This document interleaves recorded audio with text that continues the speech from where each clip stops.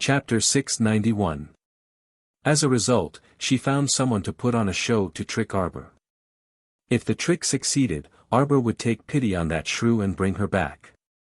Naturally, she would have a chance to hibernate by Arbor's side and slowly continue to spread the poison. However, it was a pity that this Wu Xiaosu was young and impatient in the end. She was too impatient to handle matters properly, so Qiao Mu easily saw through her. Arbor flipped his hand and a small golden cicada appeared in front of Wu Xiaosu's eyes. When she saw the golden cicada, panic flitted across her eyes. Her entire body shook as she howled, "Arbor, what are you doing?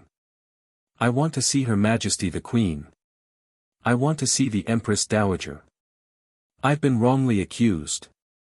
Your so-called witnesses and evidence are just rumors and rumors.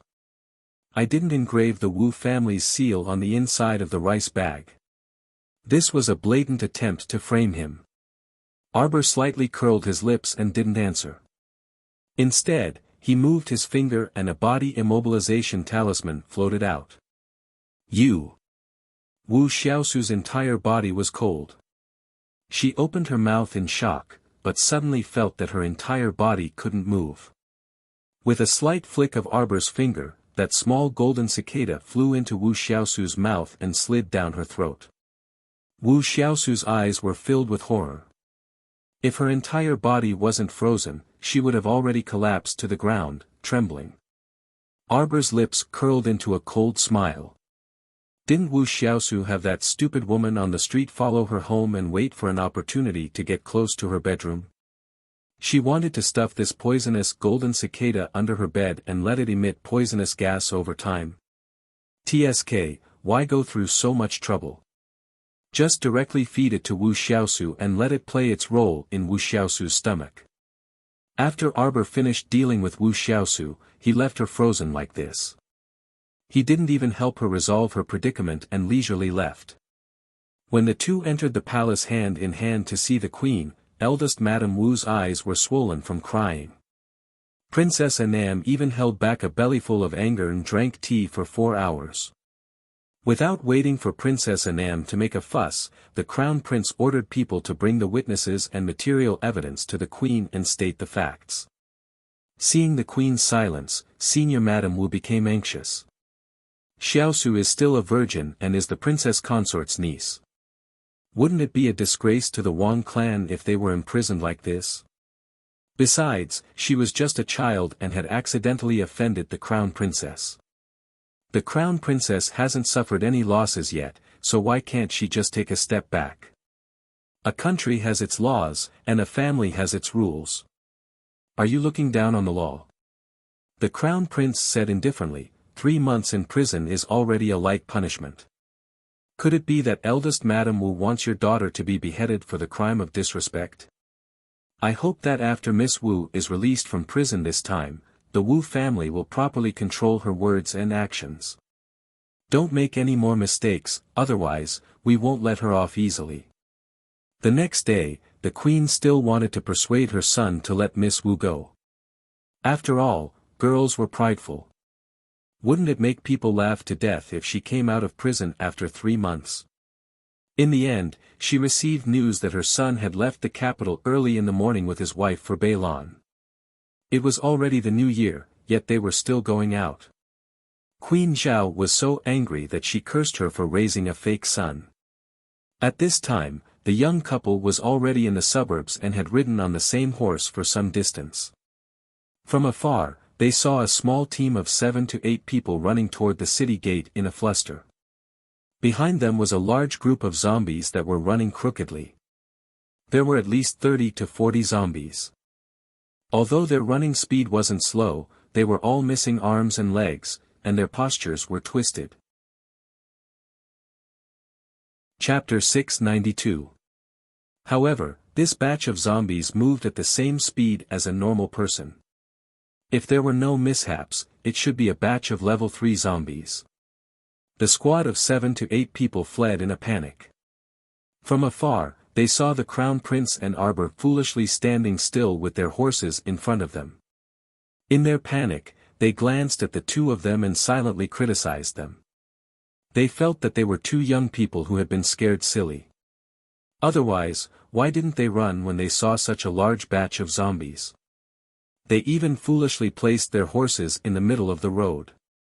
Why are there so many zombies? The little girl asked crisply. Arbor really hadn't seen so many zombies moving together in a long time.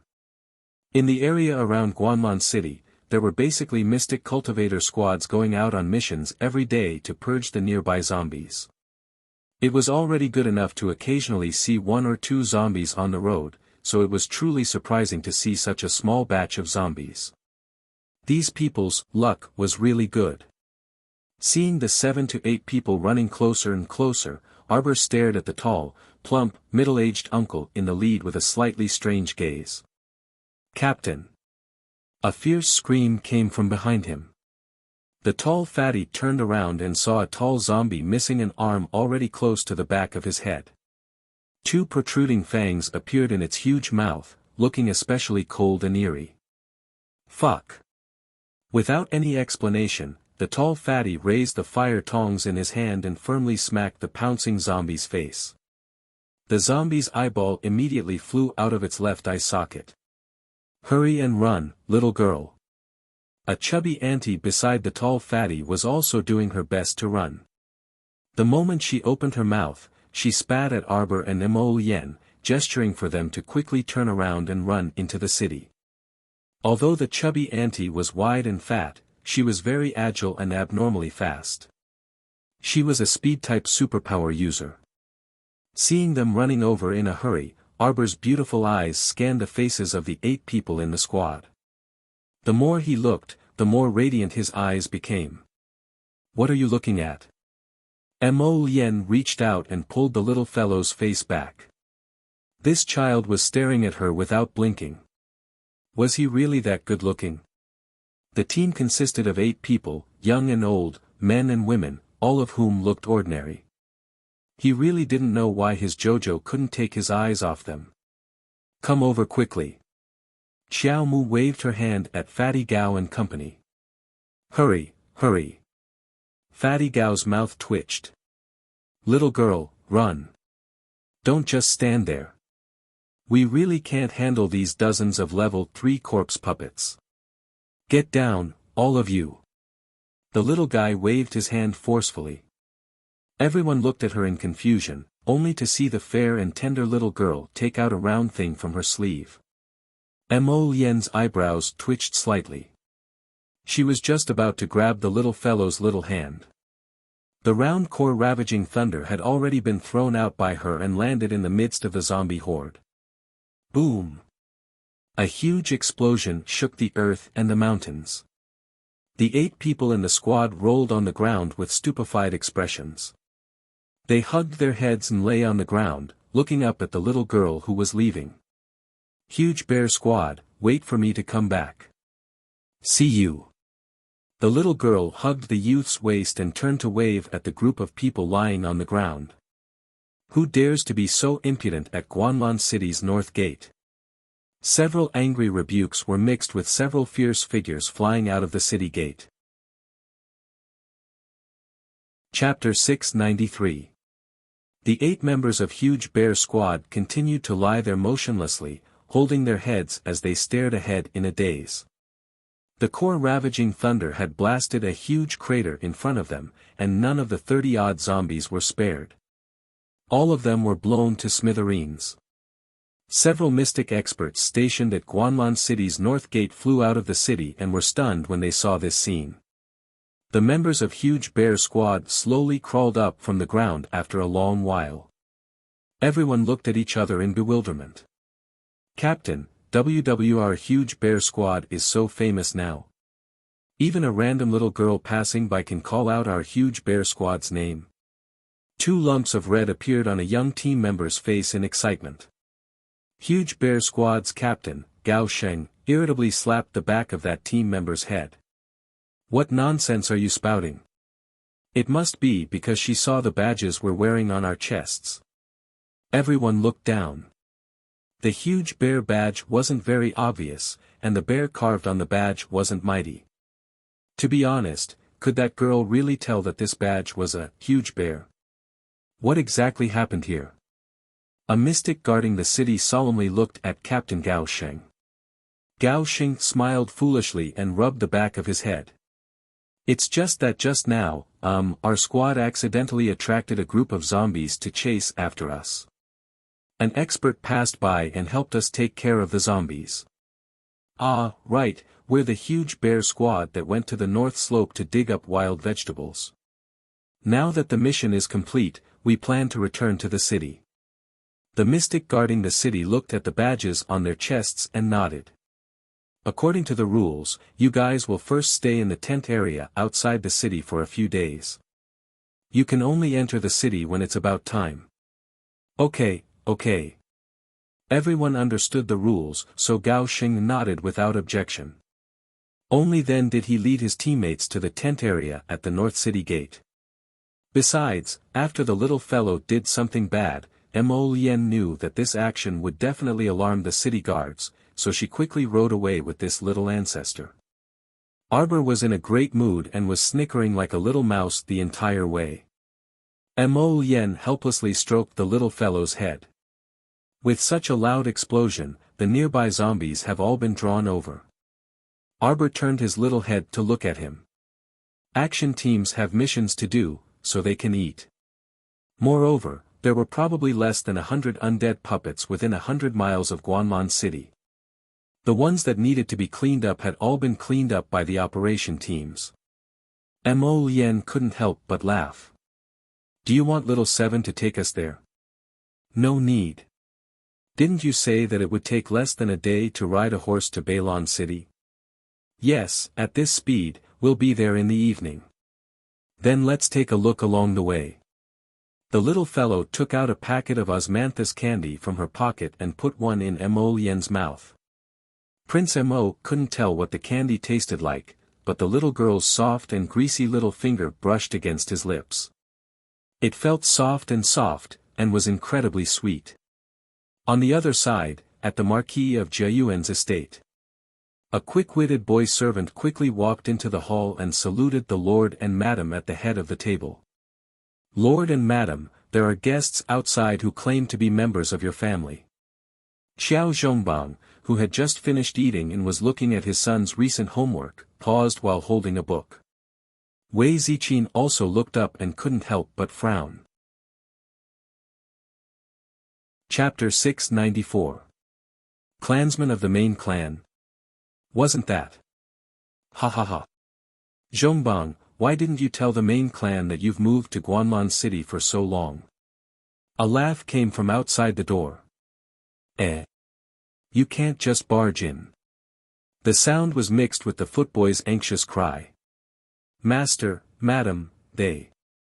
Xiao Zhongbang looked up and saw an elderly man in his 60s leading two middle-aged men who were slightly older than him through the door. The elderly man smiled and nodded repeatedly at him. Clan head. Xiao Zhongbang and his wife stood up and greeted the elderly man with an indifferent expression. They waved their hands to dismiss the footboy. It wasn't that they hadn't contacted the main clan after moving here for so long. It was that when they had moved here back then, the husband and wife had brought gifts and visited with Xiao Zhongxing the next day, wanting to contact the main clan. In the end, they had been stopped outside by several snobbish gatekeepers. At that time, Xiao Zhongbang and Xiao Zhongbang had even met the middle-aged man on the left behind the elderly man. When that person heard that they were a branch of the Qiao clan from Quoto village, he didn't even look at the husband and wife and directly had them driven away, not even allowing them to finish speaking. This matter had left a shadow in the hearts of Xiao Zhongbang and his brother. In the 2 years since they had moved to Guanlan City, they had never paid a visit to the Qiao clan's main clan head again. Hey, why are you treating me like an outsider by calling me clan head? The Qiao clan's main clan head, Qiao Dongbua, smiled and waved his hand. Zhongbang, I also watched you grow up. In terms of seniority, I am your eldest uncle. There's no need to treat me like an outsider by calling me clan head. Xiao Zhongbang said neither coldly nor warmly, I don't dare. We two brothers are farmers from Kwoto village in a remote and desolate area. We don't dare to have any relationship with the main clan. If there's nothing else, please leave. Clan head Xiao Dongbua's old face stiffened. The two middle-aged men behind him were furious, especially the man on the left. When he heard Xiao Zhongbang's voice, he realized that he had met this person 2 years ago. However, at that time, Xiao Zhongbang and his wife were dressed very plainly. At first glance, one could tell that they were country bumpkins from the countryside. Unlike now, they were dressed in silk and satin. Zhongbang, we are all clansmen of the same clan. There is no need to be so calculative. Clan head Xiao Dongbua said with a calm face, what happened 2 years ago, it's all because of that little servant boy who was guarding the door. He didn't understand the ways of the world. Don't worry, I'll deal with them as soon as we get back. No need. Xiao Zhongbang waved his hand, turned around, and pulled his wife into the inner hall. I'm sorry, I have something to discuss with my wife, so I won't see you off. This old man still dared to bring up the incident from 2 years ago in front of them, which meant that he already knew about it. However, at that time, Xiao Zhongbang and his brother were only good-for-nothings in the main clan's eyes. How could the main clan ever care about them? Xiao Dongbua was so angry that his mouth crooked, and he brought his 2 sons out of the marquis's estate with his tail between his legs. Xiao Zhongde immediately cursed, Dad. He's only a good-for-nothing who obtained the marquis title because he sold his daughter for glory. Does our Xiao family still need to rely on him? A good-for-nothing, a good-for-nothing. A good-for-nothing is about to break through to the peak of level 7 Mystic Cultivator realm. What about you? You're just a mere level 6 Mystic Cultivator, yet you keep calling someone else a good-for-nothing. The clan head's words shocked Xiao Zhongde. Earlier, he was only concerned about being angry and didn't pay attention to Xiao Zhongbang's cultivation at all. Chapter 695. What do you know? I heard that this future crown princess is deeply doted on by the crown prince. She herself is also a very capable child. If she can return to our clan. Reputation, status, resources, wouldn't they have everything they could wish for? He heard that His Highness the Crown Prince frequently sent gifts to Xiao Zhongbang and his wife, being incredibly diligent. Xiao Zhongde only felt his teeth ache as he muttered softly, but they have to be willing to come back first. Looking at Xiao Zhongbang and his wife's attitudes, it was impossible. Isn't it all your fault? Xiao Dongbua was so angry that he kicked his eldest son. You're such a blind thing. You offended that couple for no reason. I'm telling you, you have to think of a way for me. No matter how you beg, you have to invite that couple back to the main family. I want to see that child Arbor's figure in the Qiao family competition after the Lantern Festival. A strange glint flashed through Xiao Dongbua's eyes. This crown prince's section break, clatter clatter clatter. The little white horse galloped happily, galloping up the slope with the young couple on its back. When it was close to noon, the young couple had already galloped the entire way. With the crown prince carrying her in his arms, Arbor's hair and clothes were clean, neat, and elegant, without the slightest speck of dust. Moreover, she was jolting on the horse, already wanting to sleep. Not long after descending the slope, the two people stopped at the entrance of a small village. There should already be no one in this village. After all, the people nearby had either moved to Bailon fortifications or definitely moved to the nearby Mo kingdom capital. Who would stay in such a withered, small, and dilapidated village? Moreover, there were hidden dangers in terms of safety. Who could guarantee that zombies wouldn't suddenly break through the window in the middle of the night? Pass through this village. Mo Lien lowered her head to look at the sleepy little fellow who was nodding incessantly, and she couldn't help but find it funny.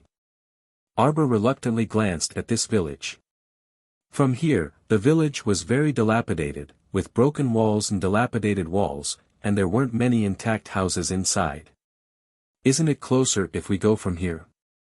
It should be, Mo Lien nodded, but this village looks a little spooky, don't be afraid. How am I scared? Arbor snorted and looked down at the little white snake that poked its little head out of his waist pocket. She had mentally prepared herself for half a day before she finally made up her mind to bring the little white snake along. There was no other reason. She had to work hard to get rid of the psychological shadow of the past. She couldn't just run away in fear when someone threw out a Xian beast snake when she was fighting with someone in the future. This was too fucking cowardly. He had to overcome it. In addition, the little white snake kept looking at her with a pitiful gaze that said, "Please don't give up." Xiao Mu felt a little helpless. Along the way, the little white snake was very obedient. It curled up in her waist pocket and poked its little head out to look at the scenery. It didn't make a single sound. Arbor subconsciously reached out and stroked the little snake's round head. The little white snake immediately rubbed its head against her small hand excitedly. At this time, Prince Mo had already urged his horse into the village. As soon as the two entered the village, they thoroughly sensed the desolation of this place. Let alone people, it was impossible to even have a single bird in this kind of place. To put it bluntly, even a mouse would probably starve to death if it took root here. Arbor's large eyes darted back and forth, blinking nimbly. Suddenly, she heard a faint sound. Chapter 696. The two of them turned their heads and instantly saw a bony claw reaching out from the crack in the wall. The claw was black and thin, covered in blue veins, and looked especially frightening. If a normal person saw it, they would fall off their horse in fright. But the young couple only looked at each other, then continued to watch the hand slowly reach out from the crack in the wall. Then came half a head covered in dust and dirt, and half a body so thin that it was all skin and bones. A pitiful man with a somewhat deformed head and a body as thin as a bean sprout crawled out from the corner of the earth. When his gaze met the young couple's, he was clearly stunned, and his entire body froze on the spot. There was actually someone here. Arbor carefully looked at the person, and after examining him, he confirmed that this was a person and not a corpse puppet. Although he looked a little deformed, he was most likely skinny from hunger. His eyes were strong, and his limbs were agile, so he was clearly not a corpse puppet. Mo Lien reached out and grabbed, and the man who was so thin that he was almost out of shape was brought up in front of him. "Who are you? Why are you hiding there so sneakily?" That person called out, "Ba ba ba ba," twice, and his face revealed a slightly frightened expression. He repeatedly kowtowed to the two of them and begged for mercy. He was actually a mute.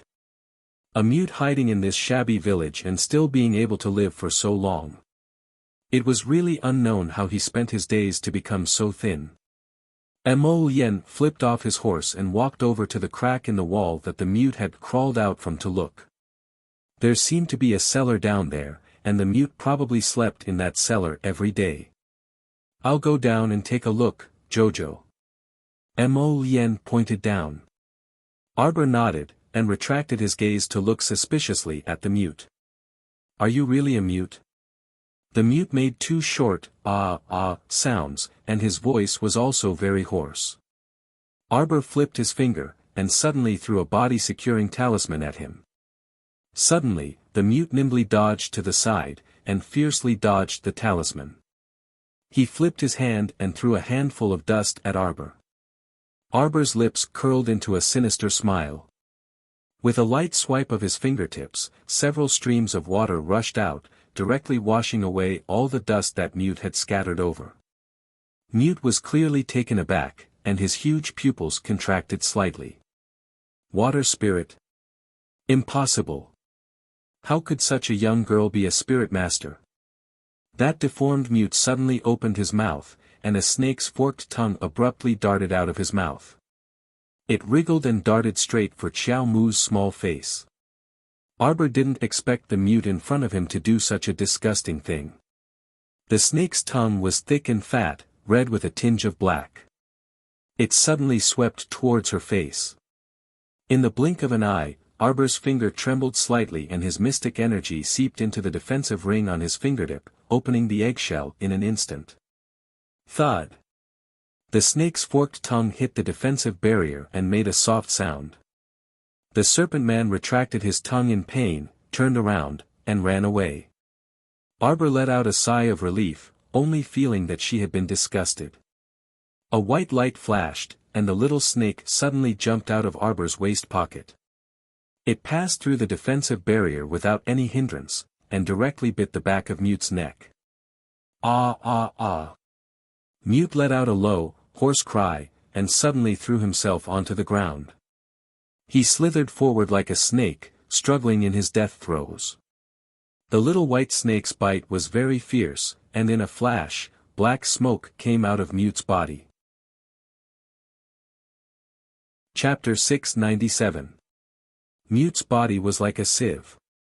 Small holes appeared all over his body, all of which were emitting black smoke. This black smoke came from his body. Gradually, he was enveloped by this thick black smoke, and his figure couldn't be seen clearly. When Mo Lien jumped up from the cellar, she saw this scene and jumped in fright. She quickly rushed to Arbor and pulled her into her arms. What's going on? What could happen to me? Arbor pouted and pointed at Mute. He's the one who's in trouble. The white snake slithered out of the black smoke and softly pounced onto Arbor's hand, rubbing against her fingers cutely. Arbor stroked its head. Mo Lien, the white snake bit him, and this person's whole body emitted black smoke. What kind of special skill is this? Mo Lien gazed deeply at the white snakelet. The white snake wasn't to be outdone. It raised its head and swept a disdainful glance at Lord Mo with its round eyes. This is the dark power of the netherworld. It's one of the 3 extremely strong and strange powers outside of the 5 spirits. It hasn't appeared for close to 1,000 years. I once read about it in the mysterious records of the upper 3 continents. There are only a few words about the description of the power of the netherworld. When the white snake heard this, it shook its head and looked at Arbor with an expression that said, praise me, pet me. Arbor was a little amused. She raised her hand and stroked its little head.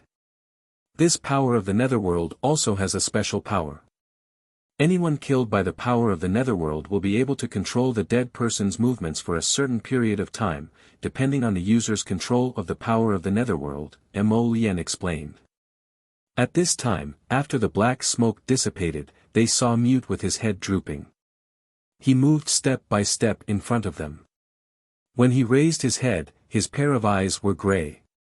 His long, snake-like tongue curled and stuck out.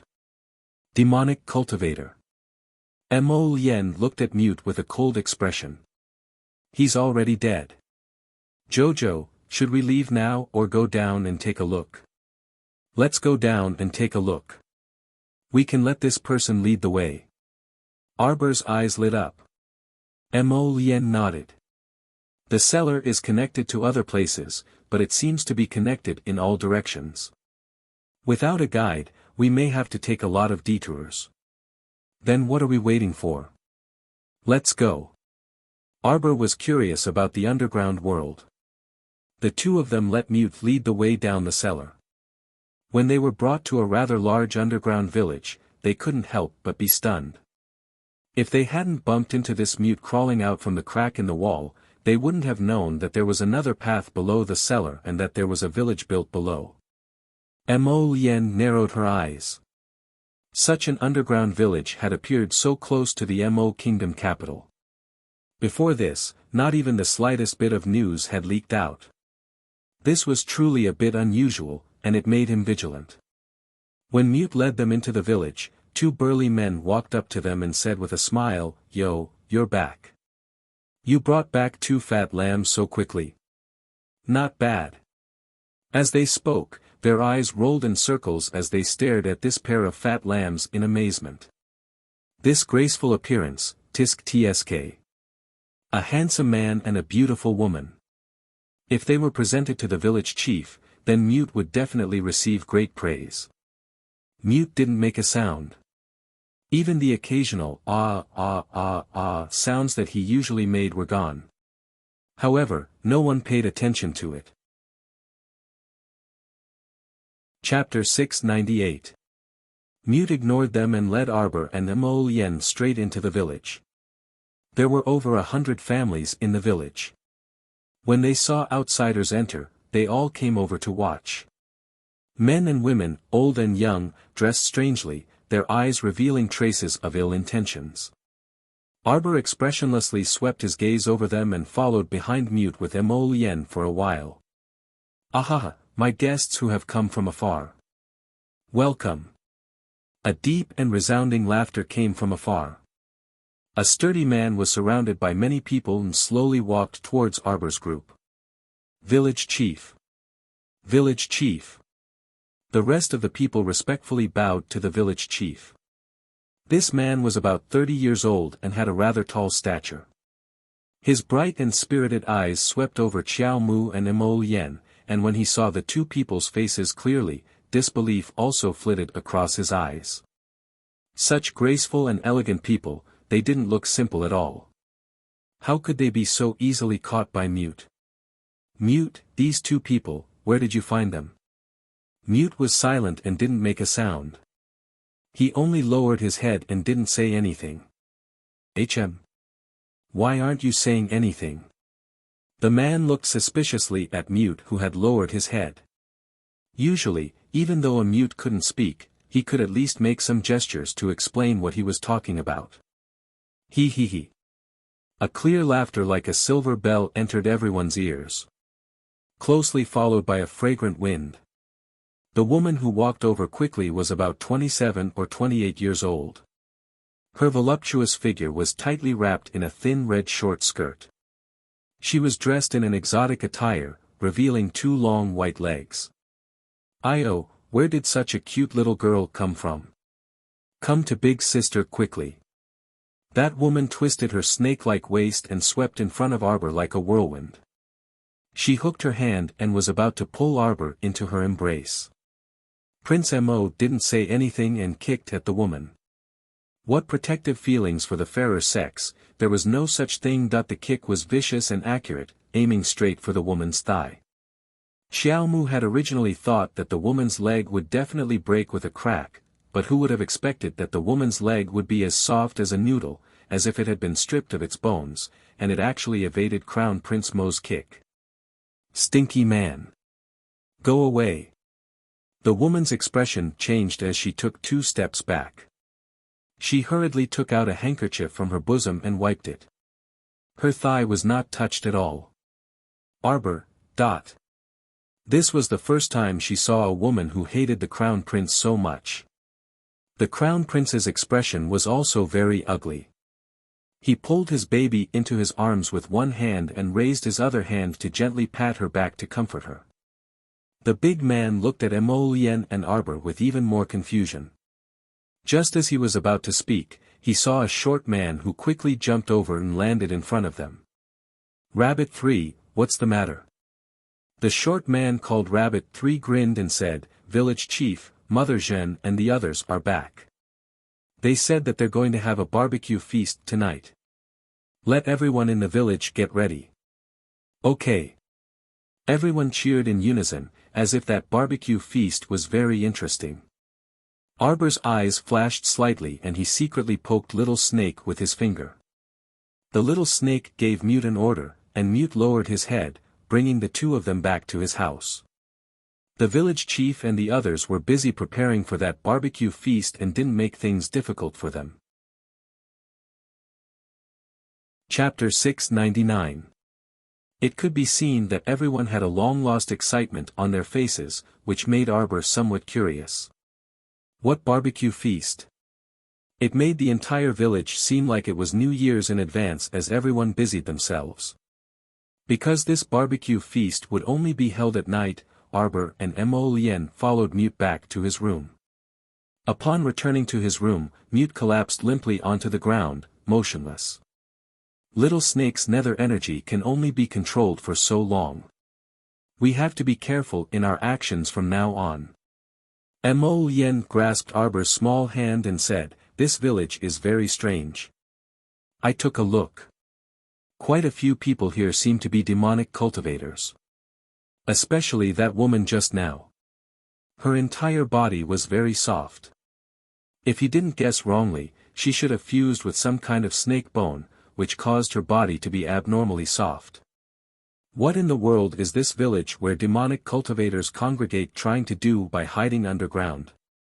Although proper mystic cultivators, or ordinary martial artists, were not willing to get close to people like demonic cultivators were no longer discriminated against ever since operation squads were established. On the contrary, many squads were very happy to take in demonic cultivators with special abilities and participate in missions together. Since everyone was slowly starting to try to accept demonic cultivators as a group. Then why were these demonic cultivators still sneakily hiding underground, unwilling to show their faces under the sun? Say, do you think someone is deliberately raising these people underground? Arbor muttered softly, and the crown prince's brows knitted tightly.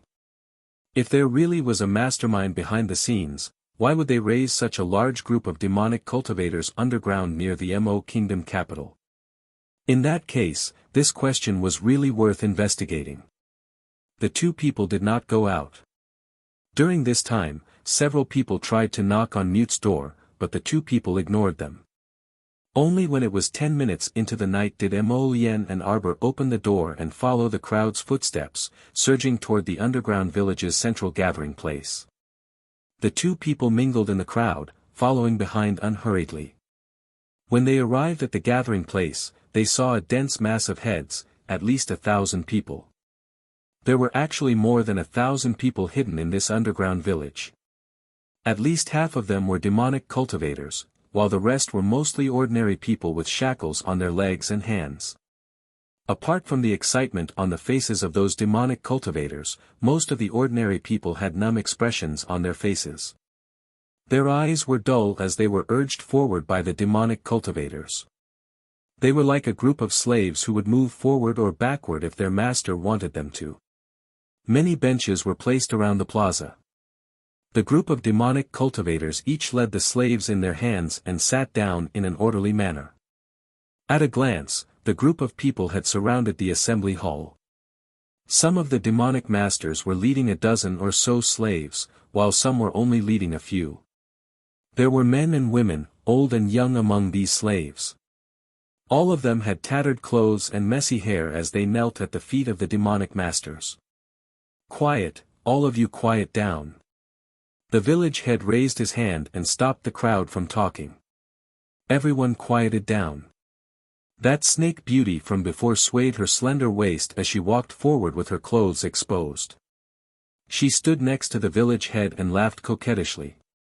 The barbecue feast will now begin. Everyone can forget about everything and start partying. Everyone let out excited shrieks as they vigorously swung the long chains that were leading the slaves. Chapter 700. The sound of rolling wheels rolling on the ground came in their direction. Arbor and Mo Yen raised their eyes, only to see 3 enormous grills being pushed out. The so-called barbecue was 3 people skewered on the grills. 2 ordinary people with numb expressions stood on both sides of the grills, continuously flipping the skewered people on the grills. Arbor almost vomited when she saw it, her little head suddenly burying into the crown prince's embrace. Although the crown prince was also very nauseous, nothing could be seen on his face. His gaze was cold as he looked at this group of demons who were laughing maniacally. The 3 people were already beyond recognition. Blood dripped from their bodies, and the roasted fat sizzled. It was obvious that they had been barbecued for a long time and were already thoroughly dead. Big brother, second brother, third brother. A mournful cry came from the foot of a demonic master in the front row. A slave led by that demonic master suddenly rushed forward, roaring angrily as he wanted to pounce on the 3 grills. A female demonic cultivator who was holding the chain suddenly pulled on the metal chain with a chuckle. After a series of clangs, the bald little fatty who had been calling for his brother was pulled to the ground with a bang. He smashed the ground with both his hands in anger and despair as he cried bitterly. Ahahaha. The female demonic master laughed enchantingly. She got up and tugged on the iron chain in her hand, dragging the bald brat to her side. Sharp spikes abruptly shot out from her 5 fingers, and she grabbed a piece of flesh from the brat's arm with a whoosh. Brat, you should thank me for not handing you over for tonight's barbecue feast. Ahahaha. The female demonic master stepped on the bald brat's back, using all her strength to stomp on the big iron pot on his back. She giggled as she trembled. What big brother, second brother, third brother? You are now my little slave. You only have a master. Ahahaha. Arbor poked her little head out from Mo Lien's embrace, her fists involuntarily clenched tightly. Mo Lien, who could sense the change in her mood, hurriedly reached out to pacify her, whispering in her ear, "Wait a moment." Ah! Ah! The iron pot brat let out a series of roars and cries of despair as he was stepped on by the female demonic body master. His 10 fingers continuously dug into the ground. TSK, how boring. You only know how to scream at the top of your lungs. Can't you do anything else? Jean G, you're really brutal. A few demonic cultivators by the side teased. Village head. Let's have some entertainment. Right. The last time he dissected a living person, it was really nice. Ha ha ha ha. The village chief laughed and put his hands on his hips, revealing his bulging chest muscles. How about we do something more exciting today? Do you want to see it? Yes. The group of demonic masters below shook their chains and screamed excitedly. The village head let out an evil laugh. He suddenly stretched out his hands and clapped his hands 3 times. A low growl could be heard as a dark-skinned woman slowly pushed a wheelbarrow into the arena. The wheelbarrow carried a large square iron cage, and inside it was actually a tied-up level 4 zombie. The level 4 zombie opened its mouth, revealing 2 terrifying fangs. Its eyes were bloodshot as it roared angrily at the fresh meat on the field. Ha ha ha ha ha. Everyone laughed maniacally in excitement. This is a level 4 zombie that absorbed all the power of a level 6 mystic cultivator. Its current ability is equivalent to a level 4 mystic cultivator. Chapter 701. The skinny dark woman tugged on the chain in her hand. After a series of rattling noises, the level 4 zombie in the cage threw itself against the iron cage, smashing against the pillar as it roared angrily. A group of demonic cultivators stood up with excitement in their eyes, raising their hands one after another as they shouted, "Me, me, me. Let me do it, let me do it. Why don't I see Mute? Where's the little sister that Mute brought back?" The snake beauty walked over from the center of the plaza, twisting her slender waist as her gaze slowly swept over everyone. When her gaze fell on Arbor, her eyes clearly brightened. But when she saw Mo Lien sitting beside Arbor, her brows involuntarily furrowed. She had a premonition that this man didn't look simple. "Where's your master?" The snake beauty twisted her enchanting slender waist as she approached Arbor and Mo Lien step by step. According to the rules of their village, whoever picked up someone would be that person's slave. Of course, if you wanted to present it to the village chief, that was also fine. If it was some good prey, presenting it to the village chief would make him happy, and perhaps even exchange it for better treatment. "Where's that Mute?" The snake beauty looked at the 2 of them suspiciously. She raised a slender finger, tilted her neck, and lightly tapped her fair chin. "There's no way that Mute would let the 2 of you come here alone. What's going on?" Arbor didn't pay attention to the snake beauty's thin screeching. Her gaze was fixed on the face of the skinny dark woman behind the wheelbarrow. A faint ripple appeared in the depths of her cold eyes. Although that woman had slimmed down quite a bit and tanned quite a bit, Xiao Mu still recognized her with a glance.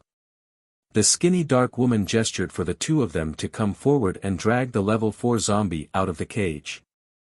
That level 4 zombie shook its two arms with all its might, vainly trying to break free from its bindings. Its two tightly bound claws were twisting and scratching randomly. The two demonic cultivators wore iron wrist guards on their arms, so they weren't afraid of the level 4 zombie's touch, but their faces still carried a bit of disgust. Haha. The female demonic cultivator by the name of Jean G pulled the rolling and crawling bald little fatty forward. Let this little slave of mine test the waters first. Jean G, how can you be so shameless?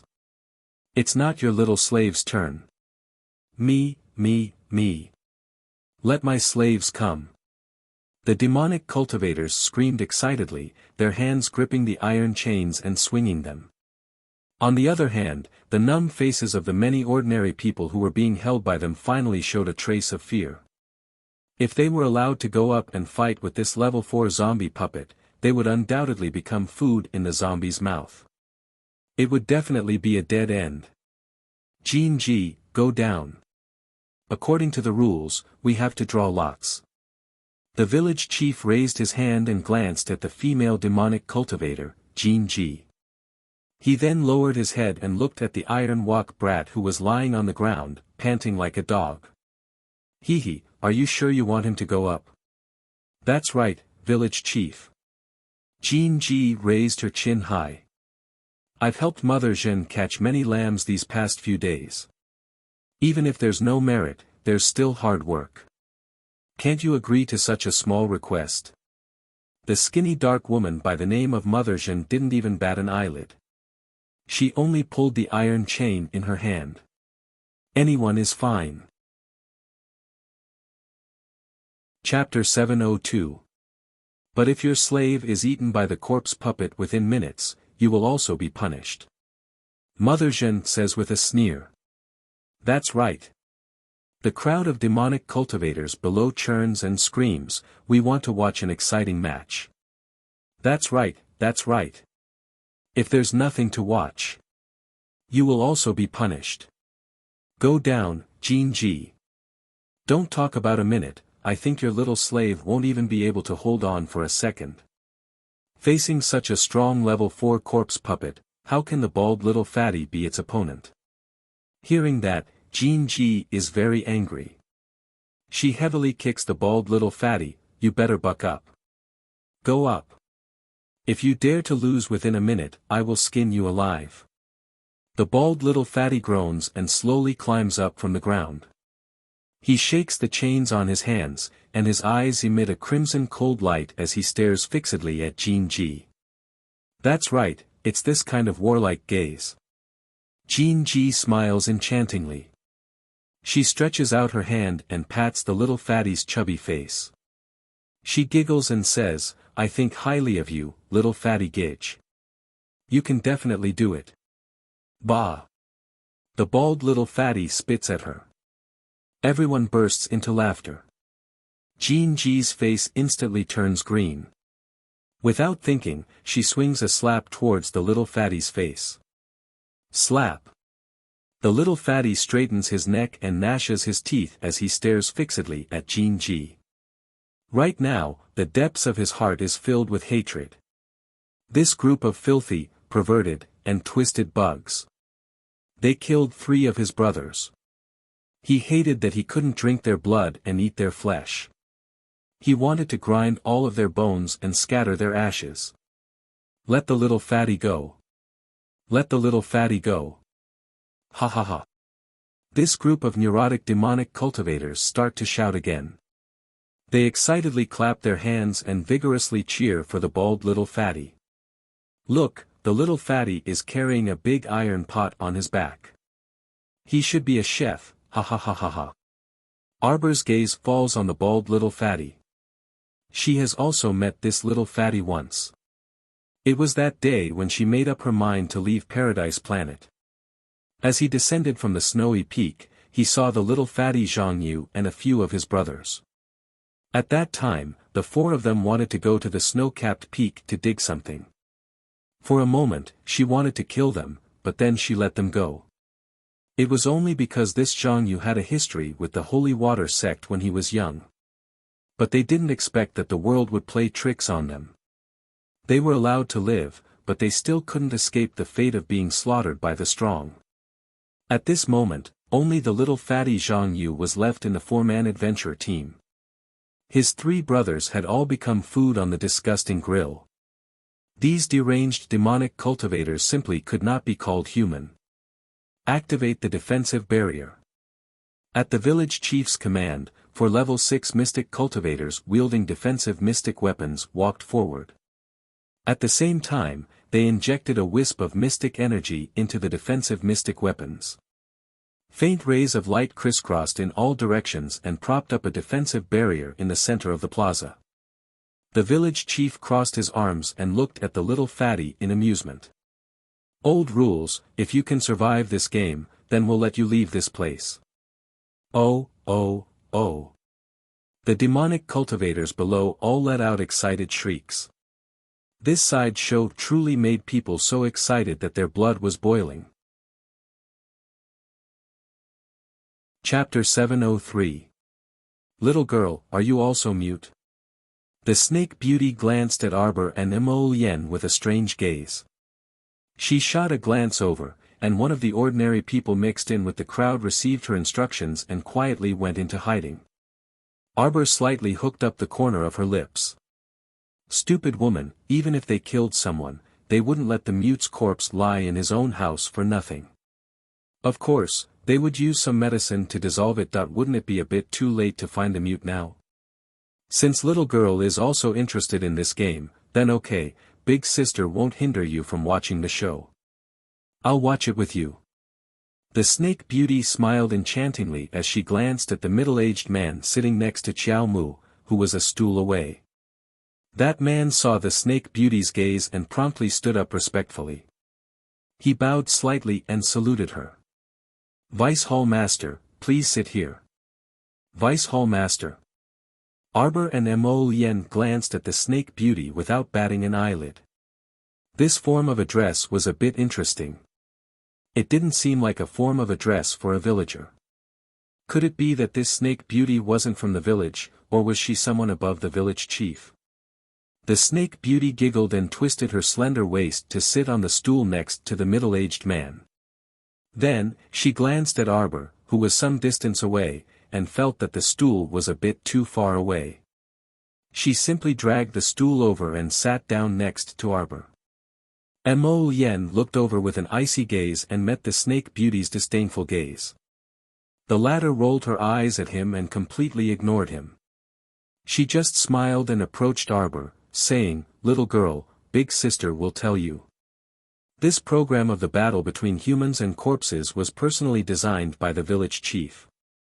He's a capable person and can often come up with some ideas that others can't think of. The disparity in strength is so great, it's not good to watch. Arbor turned her little head and snorted. The snake beauty patted her long, bare legs. That's right, little girl. Big sister has decided to let Jin Ji also enter the arena. What do you say? I don't want to watch the fatty. I just want to watch Jin Ji and the corpse puppet fight. The fight between a beauty and a corpse is very interesting. Little rascal gave the final word. On the side, Emolian twitched his mouth. The snake beauty suddenly stood up and raised her hand. Throw the little fatty out. Let Jin Ji go up. The group of demonic cultivators were instantly dumbfounded. What was going on? What are you doing? What are you doing? Upon hearing this, several level 6 and level 7 mystic cultivators immediately twisted Jin Ji's arms and dragged her into the defensive barrier. Jin Ji's beautiful face turned pale. She turned her head and angrily glared in the direction of the snake beauty.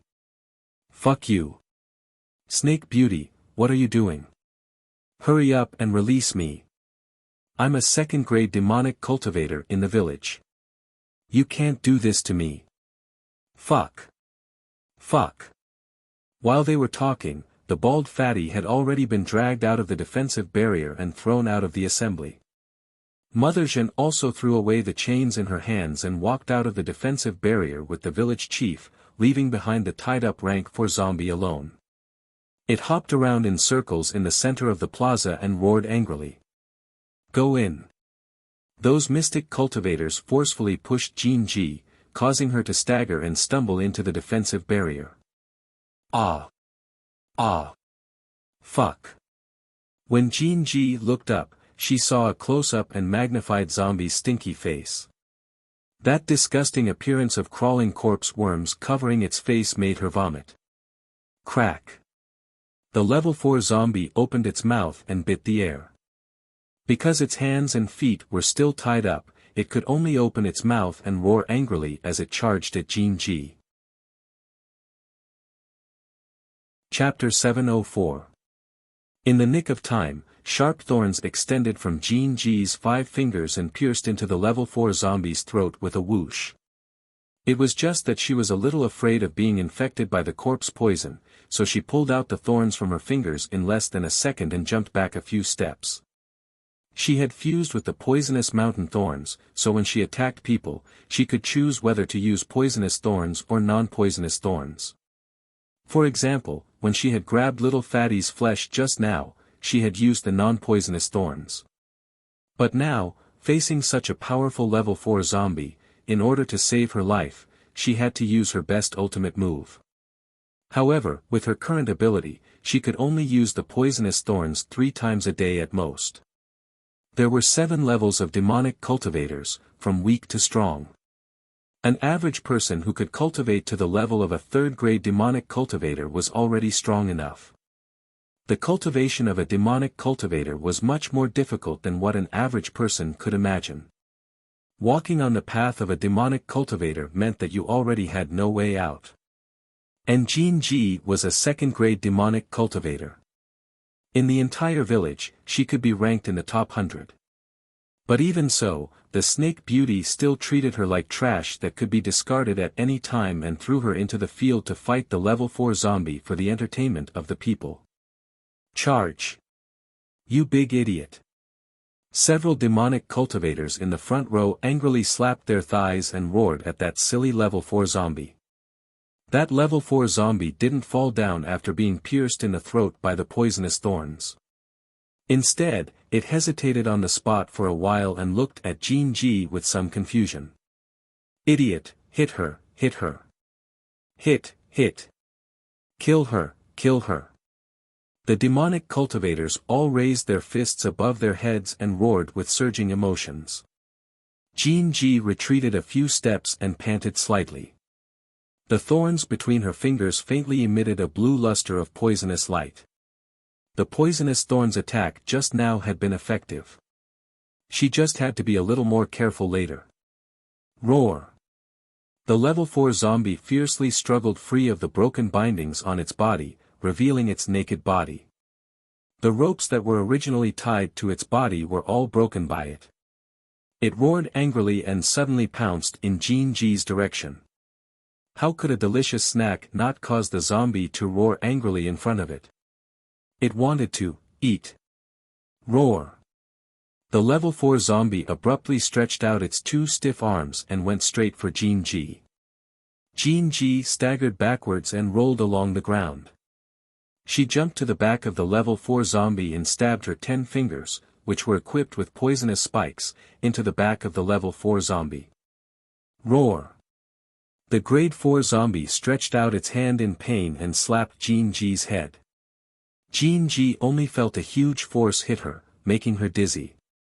She spat out a mouthful of blood and fell heavily backwards. Good. Good. All right. The demonic masters cheered crazily. Some of them even stood up excitedly and applauded heavily. Their faces were filled with bloody smiles. Kill her, kill her, kill her. The Snake Beauty covered her small mouth and giggled. She turned her head to look at Arbor and couldn't help but twitch the corner of her mouth.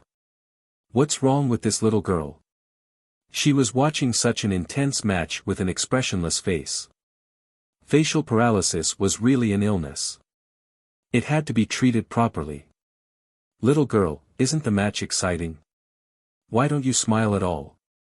The snake beauty really wanted to tease this little guy to talk. Chapter 705. The stoic face turned around and coldly glanced at her. Is it very funny? The snake beauty thought it was originally very funny, but as soon as I saw your expressionless little face, I suddenly didn't want to freaking laugh anymore. At this time, the level 4 zombie shook its head. Because its back had suffered a heavy blow, it swayed its body in place, feeling a bit dizzy. When it turned its head and saw Jean Ji lying on the ground, it pounced at her with a roar. Fierce shouts erupted from the audience. Every neurotic demonic cultivator couldn't sit still. The people in the back even stepped on the long bench, waving their fists to encourage the zombie. Tear her apart, ahahaha. Tear her apart, tear her apart. Oh, okay. Ha ha ha ha. It's time to eat, ha ha ha ha. Arbor swept a glance over the large group of lunatics behind him. Were these people all sick in the head? Little girl, don't look at us like we're lunatics. The snake beauty cutely pouted her small mouth and called out softly, we're not lunatics. It's just that life is too boring. If we don't find some entertainment for ourselves, then wouldn't we have no goals in life at all? Arbor snorted disdainfully. Your goal in life is to stay in this underground world in decadence and kill for fun every day. The level 4 zombie finally got its wish and pounced on Jean Ji's body. It opened its huge mouth, and its sharp fangs tore open a piece of flesh on Jean Ji's chin. Jean Ji only had one last chance to use her poison stinger today. She knew she was dead for sure. Even if she didn't die for the time being, she had already been infected by this level 4 zombie. In a few days, she would also become a monster like him. Her 10 fingers, which had turned into highly toxic poison, were already aimed at the level 4 zombie's head. Even if she died, she had to avenge herself first. But at this time, her line of sight suddenly froze. A copper ring strung together by a rotten rope suddenly fell out from the pile of rotten flesh on the zombie's neck and swayed back and forth in front of Jean Ji's eyes. Jean Ji's eyes widened in horror, and she stared fixedly at the level 4 zombie in front of her just like that. Its face, which was full of rotten flesh, suddenly transformed into the face of a man with a silly smile. Wife, I bought this copper ring from a street stall. I think it looks pretty good. The boy next door also bought one for his wife. I can't let my wife down. The guy next door is wearing a low-level defensive ring. Do you know anything about defensive rings? Buy me a knockoff. Wife, when I have money, I'll buy you a better defensive ring than the one next door. Ah, why is it you? Why? Jean Ji's eyes were filled with tears, and the poisonous thorns on her 10 fingers gradually retracted. She could feel her body being gnawed away by the zombie. The physical pain was nothing, but the pain in her heart was indescribable. Her tears fell onto the head of the level 4 zombie puppet. The level 4 zombie glanced at Jean Ji in confusion. Although it had gained some intelligence, it was not enough for it to recognize that the woman in front of it was once his wife. The undead hag only continued to bite at its food out of instinct. It's just food. Husband, are you hungry? Jean Ji's voice trembled slightly. Because she had lost too much blood, her vision was already a blur. Then you can eat me.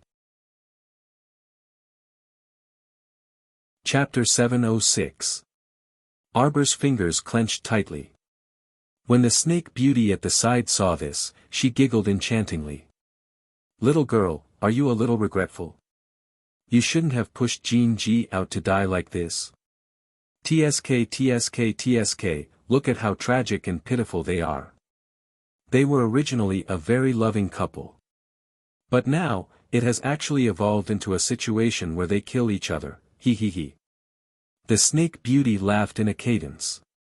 At this time, the assembly hall had long erupted into an uproar. Everyone jumped up and applauded jubilantly because they had watched a great drama. It was as lively as New Year's. Get lost. Emolienne impatiently brushed away the Snake Beauty's approach with a flick of her sleeve. She reached out and hugged her darling a little closer, stroking her little head while holding her in her arms. "You bunch of demons and monsters, how are you worthy of being called humans?" Emolienne sneered. "What's so pitiful about that Jean G? Haven't the slaves who died in her hands in the past never exceeded 10 digits? Heh, she only has herself to blame. What does it have to do with my darling? I'm talking to little sister, why are you interrupting?" The Snake Beauty's expression instantly darkened, and she glared at Emolienne with extreme dissatisfaction. "Get lost, I don't want to talk to you," Arbor said coldly. "Snake Beauty. Can you give me a little face, little sister?" Arbor didn't want to say a single word right now, nor was she in the mood to deal with the Snake Beauty beside her. She sincerely hoped that she could get lost far away. At least for the time being, she didn't want to talk to anyone here. However, the Snake Beauty loved teasing the stoic face. She didn't give up and continued to tease her. "Little miss, do you think that the drama just now was wonderful? Look at Jean G." When she found out that the fourth-rank zombie in front of her was actually her husband, her expression at that time, "Oh, ha ha ha ha. Isn't it wonderful and special? Isn't this unexpected encounter well arranged? TSK, don't you think she's stupid? She clearly already knew that the one in front of her was only a corpse. Realistically speaking, he couldn't be considered her husband at all. She clearly had the chance to kill it, but she didn't. TSK, I almost thought she was a good person." The Snake Beauty continued to chat with the little stoic, even though the little stoic didn't utter a single word and didn't even look at her out of the corner of her eye. "What does a pervert like you know?" The little stoic suddenly said coldly, "Every person who can be called a person has once left behind a pure land in their heart. If even this last piece of pure land disappears, then whether it's life or death, it doesn't matter anymore." Emolienne's heart tightened and she suddenly reached out to hold the little fellow's little hand tightly. He didn't know why, but he felt that when the little thing said those words, its eyes were illusory and didn't look like it was alive at all. This kind of nothingness that no one could touch made his heart feel very uncomfortable. He held her little hand tightly and gently squeezed it. As for the Snake Beauty, she coldly looked at the little girl beside her. "You're saying that I'm not human? Do you believe that I can immediately let you enter that defensive barrier and come into close contact with that fourth-rank zombie?" The Snake Beauty suddenly drew close to her, and a bewitching dark red color was concealed in the depths of those approaching eyes. It was rather bewitching and wanton, like a merciless whirlpool that wanted to suck in a person's soul. Chapter 707. Arbor's small face was stoic as he coldly stared at the Snake Beauty in front of him. There wasn't the slightest ripple in the depths of his eyes. It truly made one feel a sense of defeat. The Snake Beauty's expression instantly changed dramatically, and she said with a grin, "How about you call me good sister, and I'll spare you from fighting with the level 4 zombie. How about it?" She looked at the little stoic with a chuckle with a "very good deal, right?" expression on her face. Arbor sneered and turned his small head away, disinclined to look at her again. How infuriating. Why was this stoic face like this, so impervious to everything? This made her very angry. The Snake Beauty abruptly stood up and shouted with a fierce face, "What is everyone waiting for? Pick the next person right now and let this level 4 zombie continue to feed. I don't think it's full yet." When the group of sickly demonic cultivators heard this, they all excitedly screamed and stomped the ground, letting out excited howls. The Snake Beauty crossed her arms and swept a provocative glance at Arbor. "How about it? Did you change your mind?" Arbor didn't say a word. He turned around and leaned close to the Crown Prince, whispering a few words to him. The Snake Beauty's expression became increasingly gloomy. "In the next match, let's. What's the point of fighting with a zombie?" Arbor's icy gaze landed next to the village chief. He expressionlessly stood up and pointed at Mother Zhen next to the village chief. You! Do you dare to have a match with me? Wow! This was great. That group of neurotic demonic cultivators were so excited that they stuttered. They all jumped up on the spot and waved their hands and feet, shouting excitedly, "Someone wants to challenge Mother Zhen. Challenge Mother Zhen." A haze flitted across Mother Zhen's dark and thin face.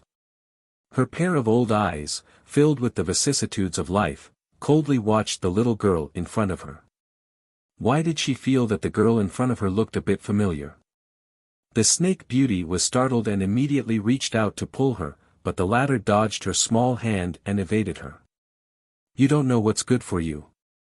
A faint anger flitted through the depths of the snake beauty's eyes. Do you know who Mother Zhen is? She's a third-rank demonic cultivator. Moreover, she's a speed ability user. You're no match for her. She has fused with the power of a bear's paw. With one slap, even if you don't die, you'll lose a layer of skin. The snake beauty sneered. A person should know their limits. He could tell that the little girl in front of him was only a level 6 mystic cultivator. Don't joke around. A little level 6 mystic cultivator wanted to escape alive from the hands of a third-level demonic cultivator and an acceleration ability? Wishful thinking. Arbor ignored her and walked out of the crowd, slowly walking towards the defensive barrier. How about it? Do you dare or not? Arbor rubbed her small hands and looked at Mother Zhen with cold eyes. Mother Zhen angrily snorted, "You're simply courting death." Mo Yen curled his lips into a sneer. Just now, the little fellow had whispered a few words into his ear, and one of them was, "Wu Yanzhen's life is mine today." That was right. The little guy recognized Mother Zhen as soon as they met. She was precisely the anti-Wu that Prince Mo had sent to Black City to do hard labor back then. It was unknown why anti-Wu would escape from Black City, and the little fellow didn't want to find out too clearly either. She only knew that Wu Yanzhen would undoubtedly die today. There was no need for this filthy underground village to continue existing. After all, it had already been 7 to 8 years, so Wu Yanzhen only felt that the little stoic's face was familiar. Chapter 708. In reality, it was naturally impossible for Wu Yanzhen to recognize the 7-year-old Arbor and the soon-to-be 15-year-old Arbor at a glance. It was also because her stoic expression didn't change much that Wu Yanzhen only felt that she looked familiar. The little fellow was used to sticking an aura-restraining talisman on herself when she went out. This kind of aura-restraining talisman was drawn when she first learned how to draw talismans. They were all beginner-level talismans that could lower one's cultivation by 5 levels. So right now, she looked especially sincere, like a tiny level 6 mystic cultivator. A level 6 mystic cultivator actually wanted to challenge Mother Zhen in public. This time, it really stirred up the emotions of all the demonic cultivators. The snake beauty's expression was very unsightly, and she turned to glare at Mo Yen. You actually didn't stop her? Would it work if I stopped her? Mo Yen swept her a glance with a sneer. If I stopped her, wouldn't you have let her go up and fight with a level 4 zombie? The snake beauty curled her lips and crossed her arms in front of her chest. A bit interesting. Mo Yen coldly cast her gaze aside. Who exactly are you people? The snake beauty asked with a smile. I had people go to Mute's house to check, but there weren't any traces. Don't tell me Mute was annihilated by you guys. But it doesn't matter. The snake beauty chuckled, her smile somewhat cold. Mute was originally one of the few people at the bottom of this village. He already hasn't found any prey for nearly half a month. So look at him. He's so skinny because there's no meat to eat. If Mute died, then he died. It's just that I want to know what your purpose in coming here is. A small, sharp dagger appeared between the snake beauty's fingers, and it deftly slid and flipped between her fingers. On the other side, the neurotic demonic cultivator's emotions had already been completely ignited by Arbor. Everyone stood up and shouted agitatedly, their emotions exploding and boiling. Hit her, hit her, hit her. The corners of Wu Yenjin's lips curled up slightly. She suddenly reached out and untied the black robe covering her body, revealing a short green robe inside. She then entered the defensive barrier in high spirits. When the level 4 zombie saw that there was more food coming to its door, it hurriedly threw away Jin Ji's already cold corpse and pounced towards Wu Yenjin with a roar. In the blink of an eye, Wu Yenjin's fat, deformed palm slid out of her sleeve and slapped the level 4 zombie's head. With a crisp bang, the level 4 zombie puppet's huge head was split open like a watermelon by Wu Yenjin's slap. Wow! Around the market, the crowd screamed and cheered. It couldn't get any better, all right? Sure enough, Mother Zhen was too strong. The moment she made a move, she directly smashed the head of a level 4 zombie like it was a watermelon. Ahahaha. The demonic cultivators laughed wildly as they jumped and roared in unison, kill her. This little mystic cultivator who doesn't know the immensity of heaven and earth. Do you think you're so great just because you're a mystic cultivator? Let me tell you, even if we're not mystic cultivators, we can still wring the heads of you mystic cultivators off one by one like watermelons. Arbor slowly walked into the defensive barrier amidst this wave of emotional shouts. He coldly raised his head and swept his gaze around.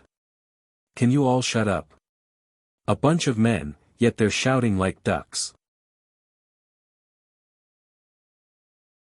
Chapter 709. The voice abruptly stopped.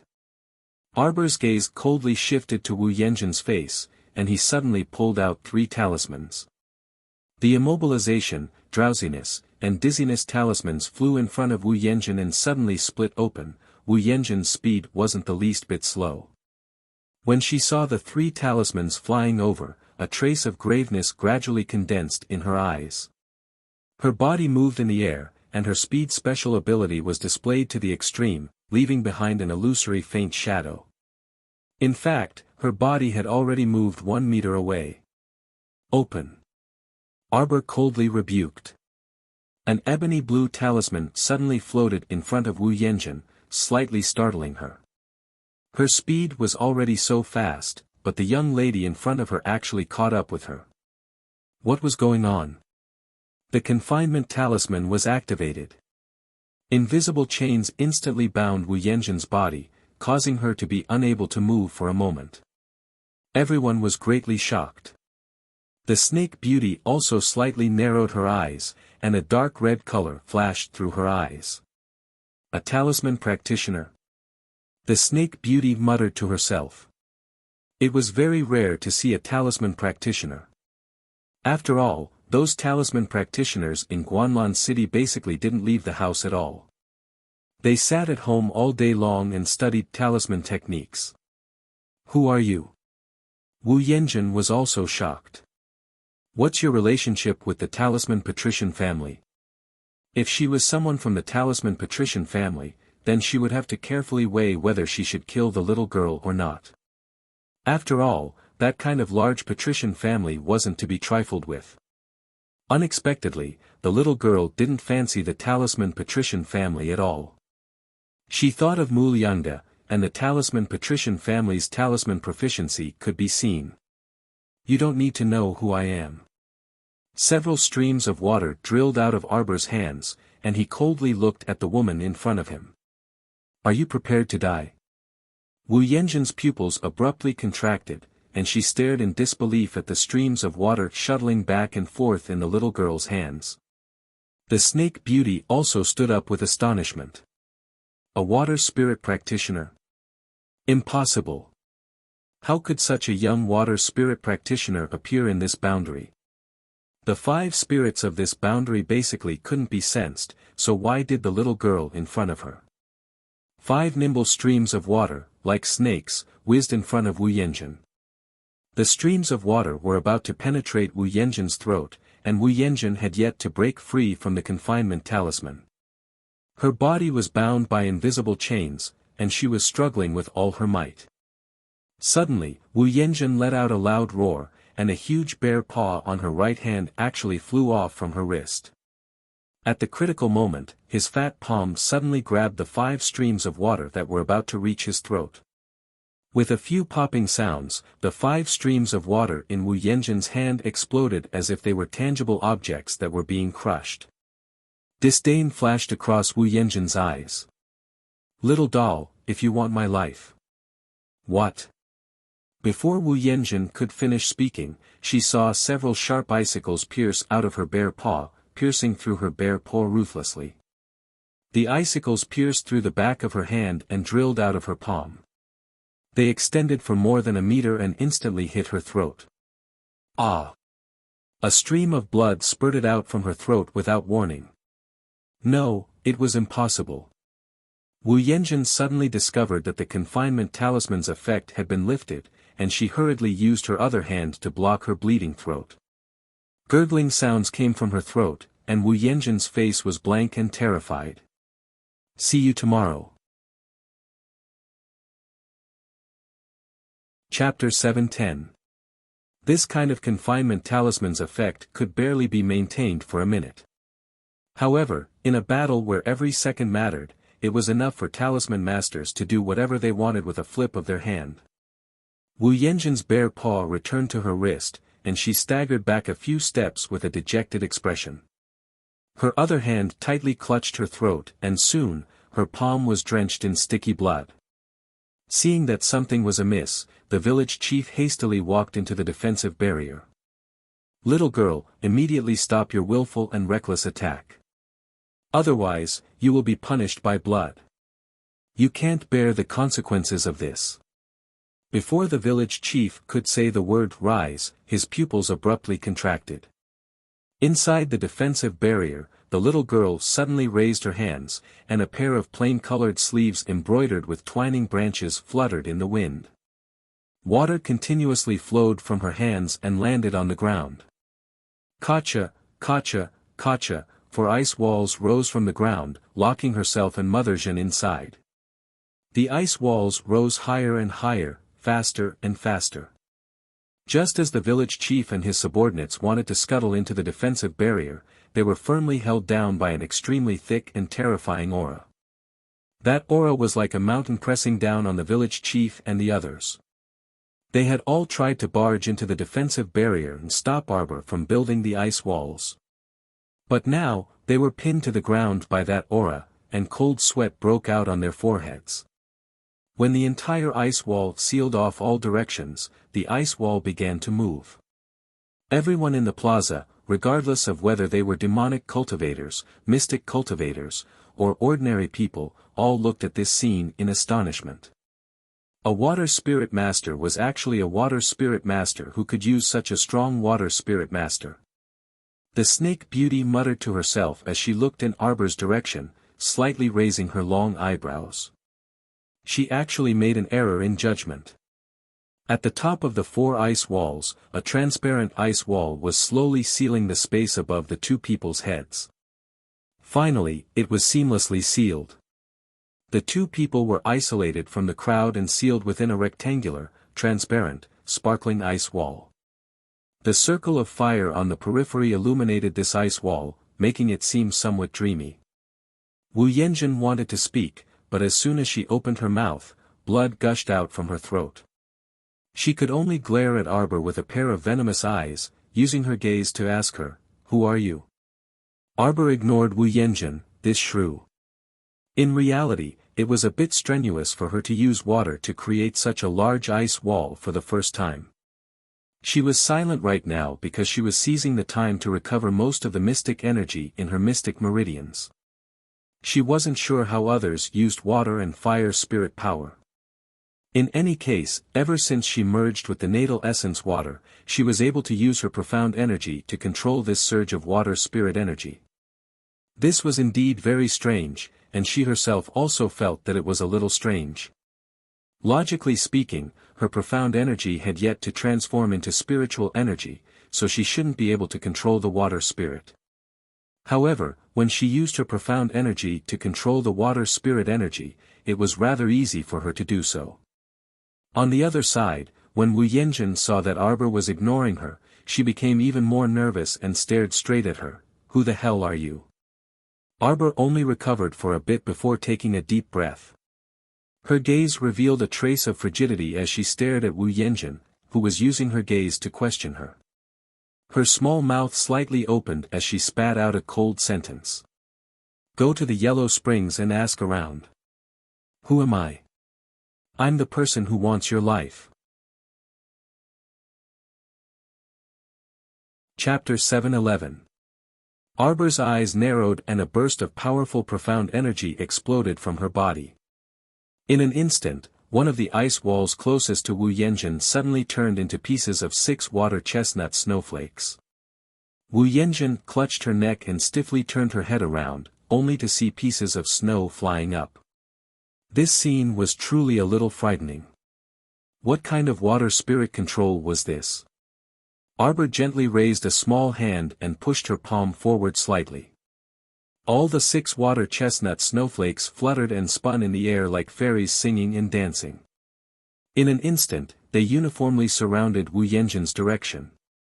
Walala, a large mass of snowflakes whooshed around Wu Yanjun's body, cutting her up and down. Outsiders simply couldn't see the situation of Mother Zhen, who was surrounded by snowflakes.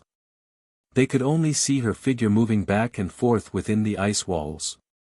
Her speed was extremely fast, but the speed of the snowflakes surrounding her was even faster. Wu Yanjun's body expanded by more than 3 times in an instant, turning into a war bear. She let out a weak, miserable howl, mixed with the gurgling sound of death coming from her throat. Everyone finally got a clear look at her current sorry state. Her hair was bald, her limbs and body and even her face were scraped by the snowflakes until there wasn't a single piece of undamaged flesh.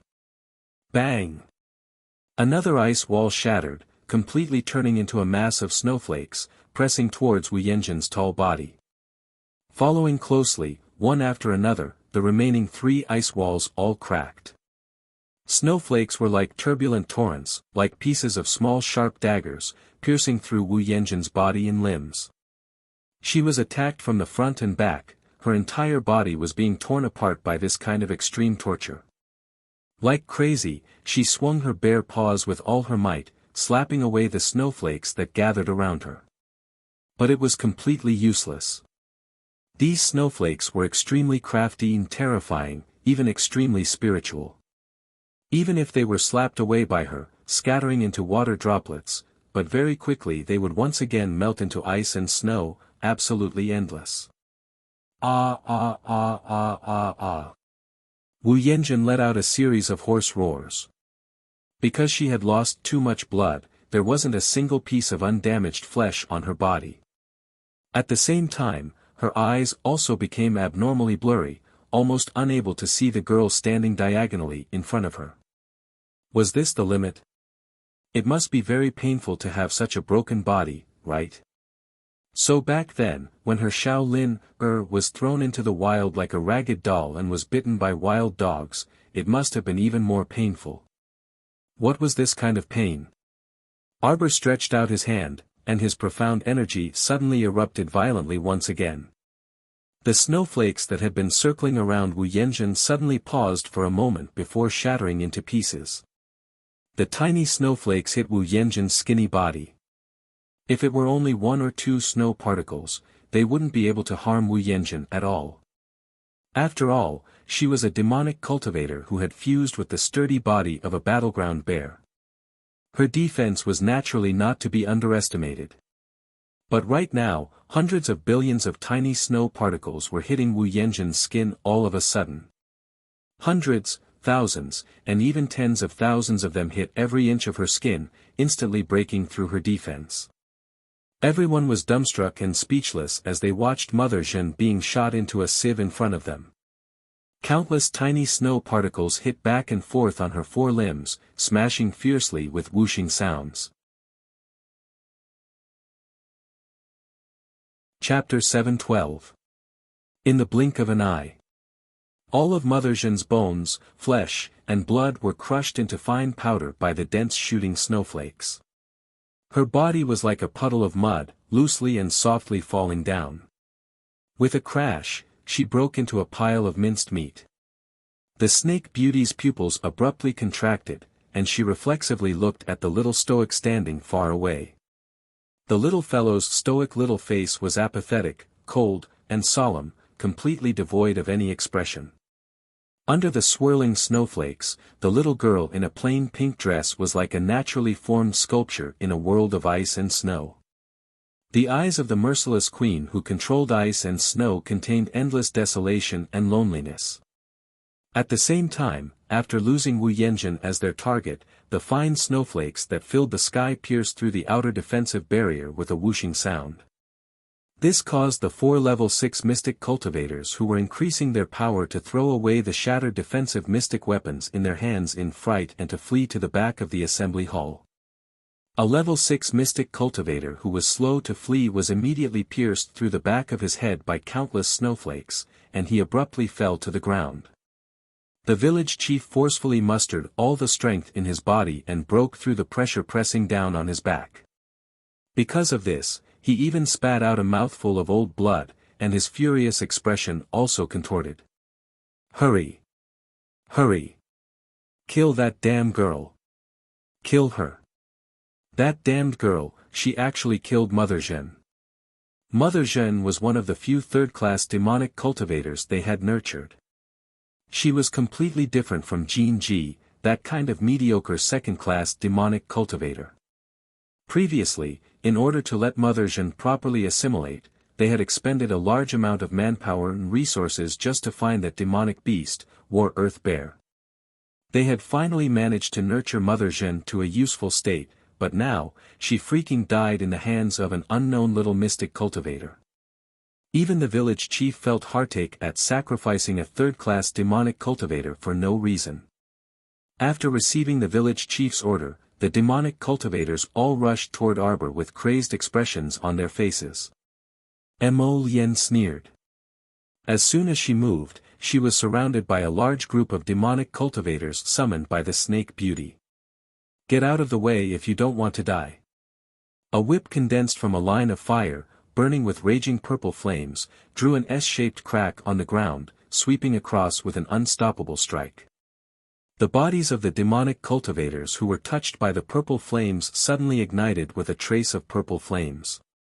As the purple flames burned more and more vigorously, the demonic cultivators screamed as they rapidly retreated. "A bunch of demons and monsters, how dare you block my path? Go to hell." Mo Lien's eyes turned cold. There seemed to be 2 pitch-black lotuses spinning in the depths of her eyes like whirlpools, faintly pulsing with 2 cold and evil lights. Merciless purple flames that seemed to swallow the heavens and devour the sun rose from his flipped palms, fiercely chasing after the demonic cultivators who were fleeing in all directions. Boom! The purple flames smashed a deep pit in the center of the plaza. Several novice demonic cultivators who were caught off guard didn't even have the chance to call for help before they were smashed into the deep pit by the purple flames and lost their lives. A pair of wings suddenly spread out from the village chief's back, flapping as he fled into the depths of the village. He shouted, "A strong enemy is invading, a strong enemy is invading. Activate the village's destruction talisman matrix. Activate the village's destruction talisman matrix." Damn it, that youth who didn't seem to have the slightest trace of mystic energy around him was actually an extremely powerful fire spiritual cultivator.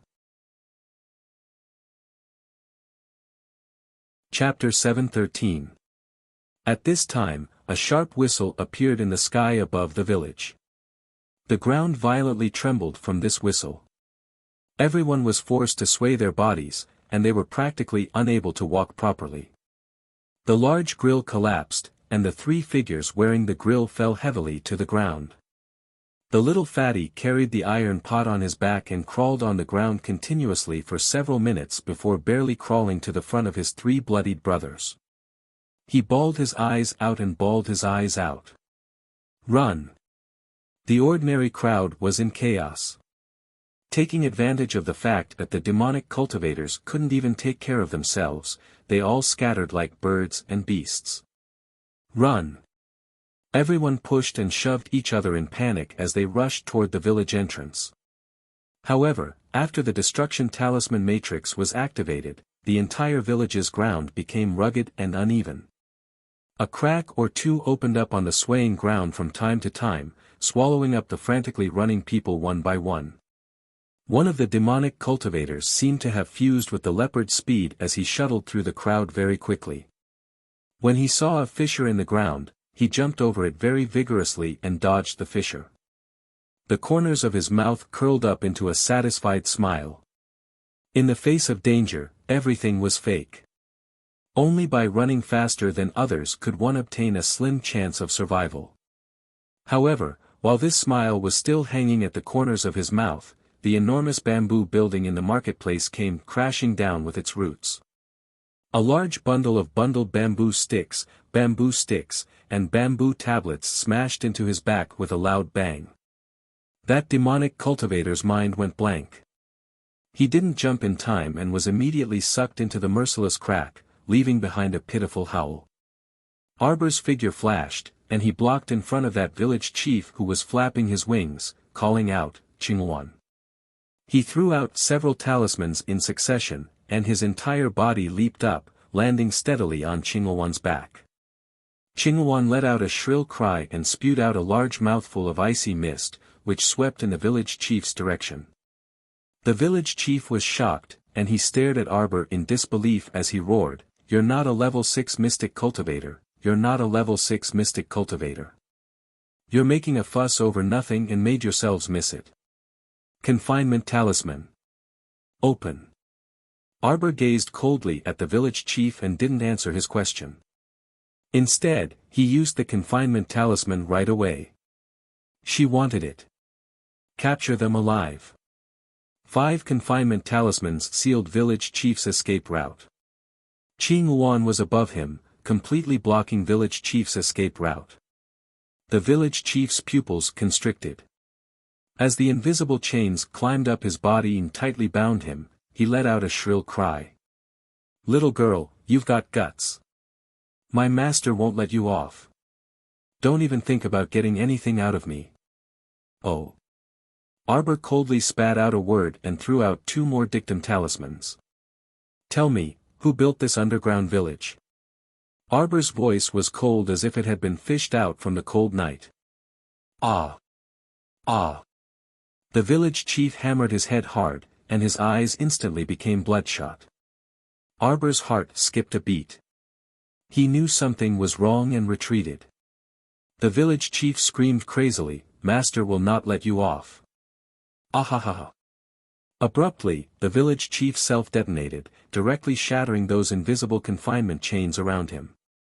Although Arbor had long been on guard against this person, the force of the self-detonation at close range was truly too great, and she and Qingwan were abruptly slapped to the ground. Chapter 7:14. Jojo. After burning several demonic cultivators who had surrounded him to death with his purple flames, Mo Lien looked up and saw his Qiao Qiao being sent flying by the burly village chief's self-detonation, sliding straight into a bottomless crevice in the ground. Mo Lien was so frightened that her heart trembled. She bounced up and swiftly darted to Arbor's side. "Jojo." Arbor only had time to comfort her with a, "It's fine," before he was instantly pulled into the crevice by a suction force. Mo Lien. Arbor's heart skipped a beat. The rumbling sound of bubbling underground water reached her ears. Soon after, she seemed to see a round object fall into the crevice along with her. Boom! Arbor fell into the vast, ice-cold underground water. Following the surging underground water, he seemed to slide endlessly into the depths of the Earth's core. Jojo. Mo Lien swiftly chased after Arbor with a few leaps. She turned around and coldly ordered Huifeng and the others, who were following closely behind, "Leave no one here alive." Without looking back, she directly jumped into the crevice with a bang. Mo Lien was also quickly swept down by the surging underground water. Your Highness. Huifeng turned pale with fright. He turned around and said to his subordinates, "You guys stay here and clean up." After saying that, he also jumped into the crevice after Mo Lien. The remaining several dozen nimble black-clothed youths immediately spread out and hunted down the demonic cultivators like wolves and tigers. The demonic cultivators were exhausted from running for their lives. How could they have expected that a small group of ominous stars would suddenly appear in the village and attack them without a second word? The ground kept shaking and cracking, and several demonic cultivators were sucked into the crevice due to a moment of carelessness. The youths of the Hidden Night Pavilion were carrying out a mechanical extermination in the dark night. On the other side, Arbor, who had fallen into a crack in the ground and was flowing down along with the rumbling underground water, only felt a little uncomfortable from the resistance of the water flow. He couldn't help but circulate his mystic energy to protect his body. "Master, don't worry. These water currents won't hurt you. Try to merge with them instead of resisting them. Try it, Master." The water baby's soft and cute voice suddenly rang in her mind. Assimilate? The water baby's words gave Arbor a hint of inspiration. She was originally an intelligent person and understood with just a hint. Immediately, she silently circulated her profound energy and tried to merge it with the surrounding water. In this way, she only felt that the water around her flowed happily. Clusters of water were like naughty elves, gently caressing her skin. The resistance quietly vanished. She was someone who had fused with her life essence water, so she should have a greater affinity with the water spirit than anyone else. The gushing water formed a circle around her body. Arbor reached out a finger and lightly touched it. The ice-cold water flowed along her finger and unwittingly formed a transparent membrane around her body.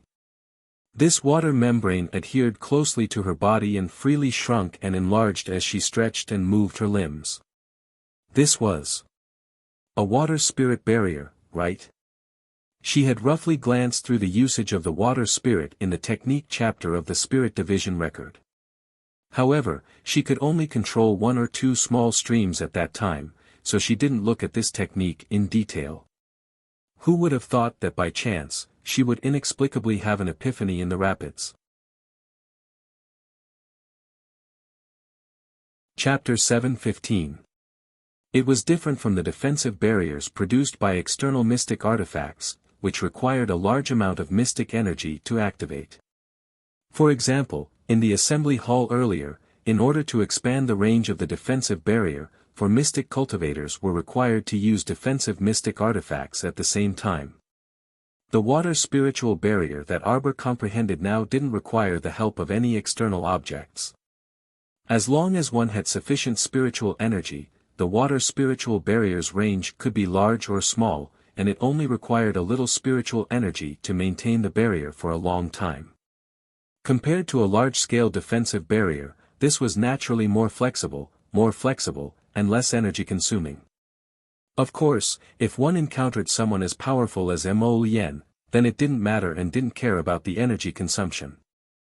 The technique chapter also specifically stated that very few people could comprehend this kind of full-body defensive spiritual barrier. Most people could only achieve a localized defense, such as a spiritual shield, a spiritual wall, or a spiritual armor that could produce a spiritual energy bracer, chest, and helmet. However, the little fellow felt that producing a spiritual armor was more impressive. She was currently wrapped in a thin water membrane. No matter how she looked at it, it was strange. The layer of water surrounding his body was as soft as a mutated eggshell. She poked it with a finger, and the water membrane softly protruded out a finger's length. Feeling cool. Sigh, she couldn't escape the fate of being an egg. She was still disdainful, completely unaware of how strange it was for a little mystic cultivator to create a water spiritual barrier. Arbor floated downstream. Aside from worrying that Mo Lien would be anxious, she wasn't afraid at all. She simply sat inside the water spiritual barrier and swayed along with the current. Cool. The little chick climbed up from behind her wet shoulder and sat on it. This underground water was too turbulent. If it hadn't been for the quick thinking of grabbing a strand of its master's hair, it would have been swept to who knew where. This underground river branched out in all directions. Who knew if it would be swept to the deepest part of the earth's core, never to return?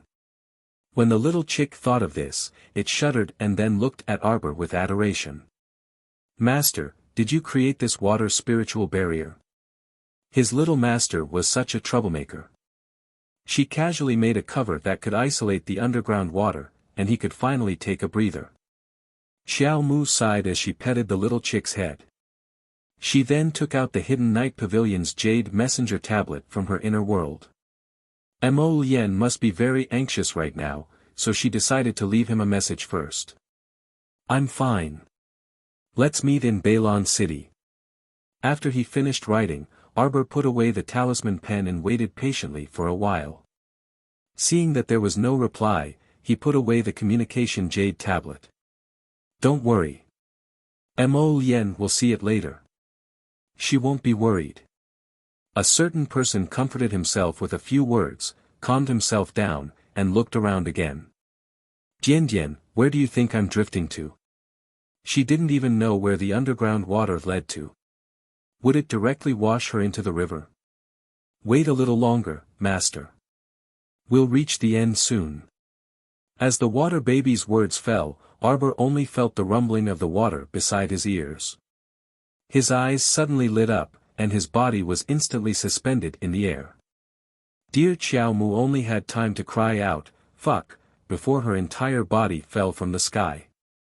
It turned out that after she was washed out of the cave by the underground water, she was washed down by a jade waterfall that was 3,000 feet high. The little chick shrieked and covered its eyes with its wings.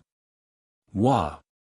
Darling Xiao Mu let out the first shriek since her rebirth. A little green face was frozen in time. Chapter 7:16. What do you mean it's going to end soon? This is a waterfall falling straight down from the sky. Our dear Xiao Mu was wrapped in a soft water spirit barrier. Her small body was dizzy as she tumbled down, tumbling all the way down. If someone was watching at this moment, they would definitely think that she was very funny. The little fellow was like a small animal wrapped in a transparent soft ball. With one tumble, she was jolted by the waterfall and fell over head first. With another tumble, she righted herself again, her small hands and feet constantly swinging to maintain her balance. Arbor was speechless. The waterfall was abnormally steep. Arbor fell from the sky in a straight line to the lake below with a bang. It was only a matter of seconds.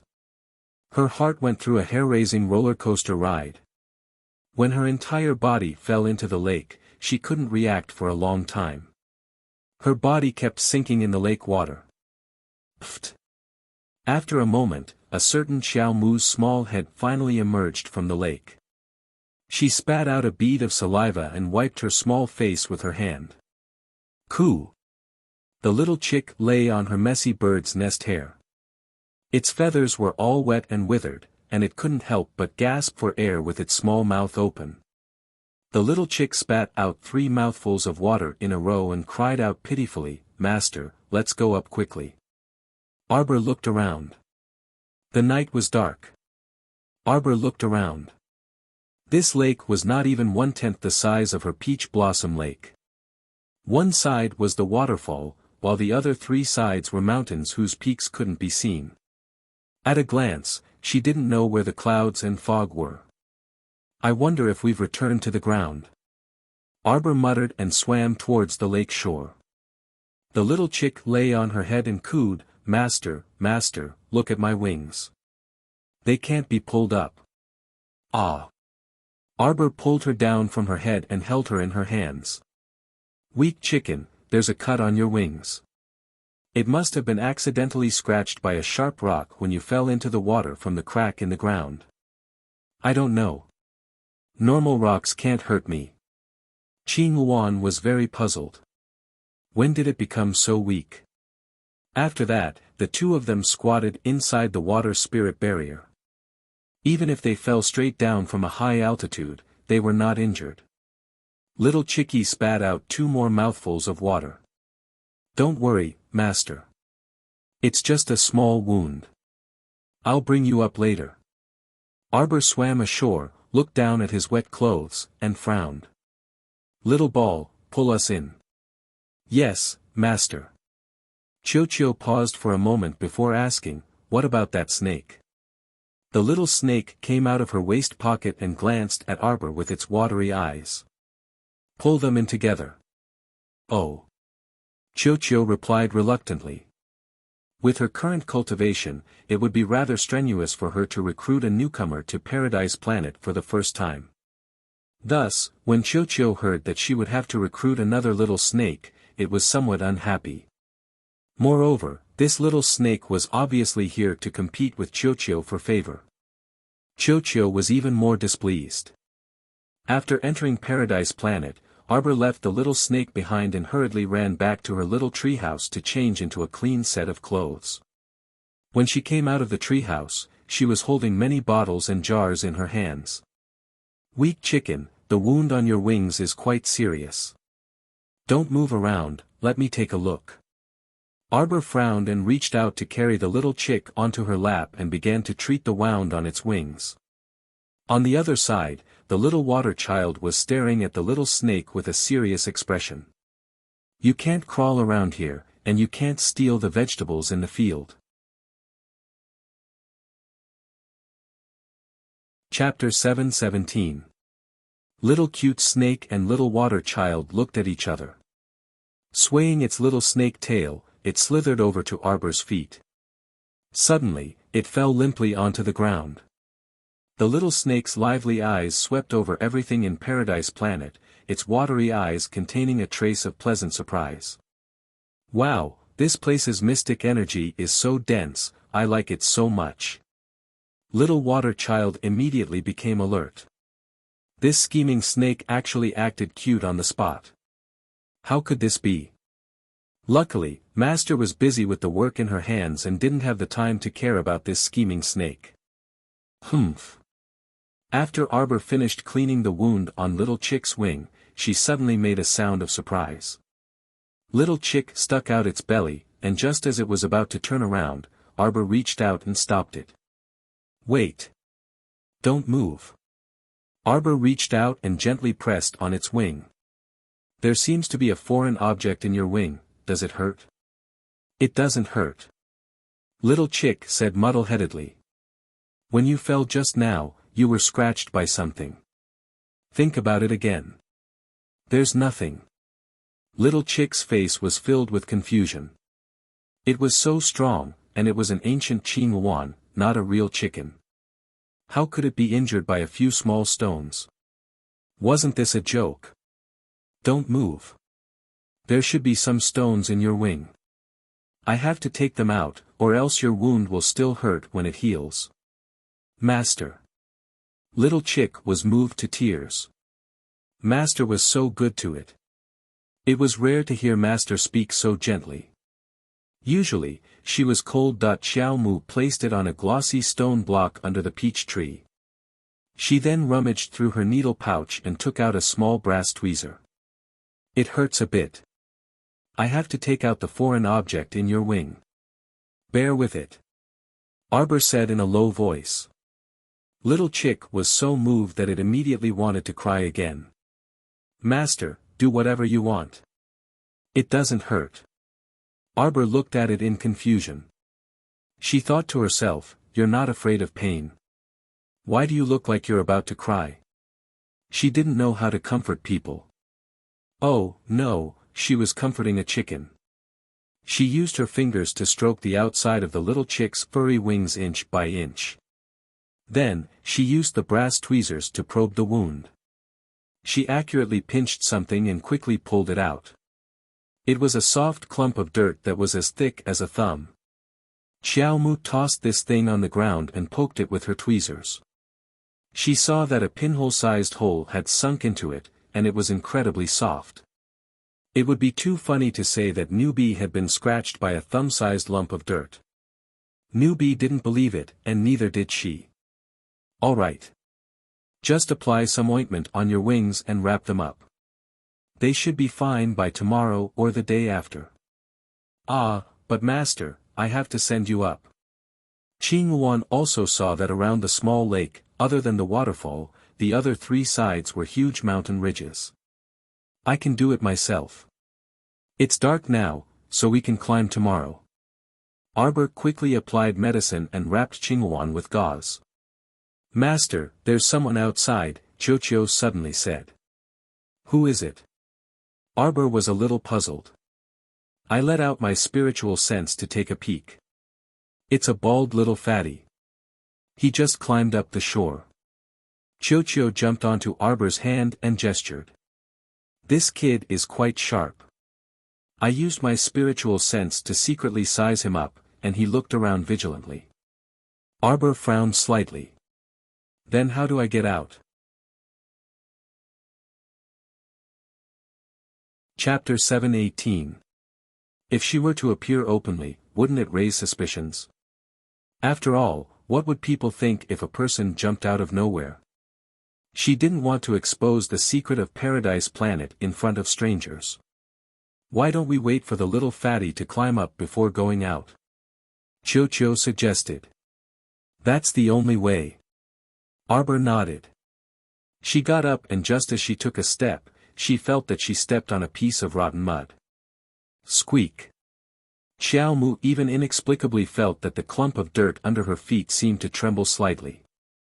She hurriedly lifted her little foot and rubbed it against the peach blossom tree next to her, rubbing that small piece of soft mud down and dropping it under the peach blossom tree.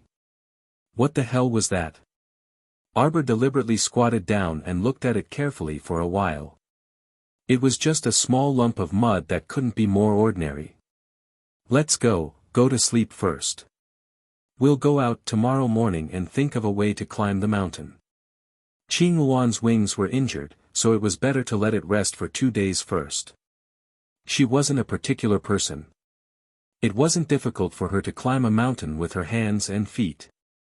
1 big and 4 small, twisting their small bodies, all ran back to their small residences. Arbor naturally returned to the treehouse she built herself. The little water baby built a small nest under the tree. At this moment, seeing the little snake swimming over, it immediately glared at it. What are you doing? This place is where I'm lying. The little snake glanced at it and didn't pay attention to it at all. It twisted its small body and climbed up the tree trunk. It climbed all the way to the roof of the treehouse and found a place with luxuriant foliage to lie down there. Arbor returned to the treehouse and checked on the little white squirrel's condition again before falling asleep. However, she didn't know that Mo Lien had been feeling uneasy ever since the two of them separated. Now that he couldn't sense Arbor's aura at all, he suddenly felt that the sky was about to fall down. This feeling overlapped with a certain time 2 years ago, making him feel uncomfortable. In fact, after Mo Lien jumped into the fissure, she was separated from Arbor by the tributaries of the underground water veins. After Mo Lien emerged from a small pool, she discovered that she was already in the tent area outside the Bailon fortification. Under the night sky, the stars were bright. Although it was already late at night, there were many people in the tent area and it was noisy. It was impossible to calm down. By the time Feng Manyun was called over to examine the patient, it was almost late at night. When she walked out of the tent after washing her hands after seeing the patient, the sky was already filled with stars. Dr. Feng, is there really nothing wrong with the patient? Just now, he was making a big fuss and wanted to bite anyone he saw. He couldn't have mutated into a zombie, right? A deputy manager of the Shed district followed behind Feng Manyun. Zombie transformation.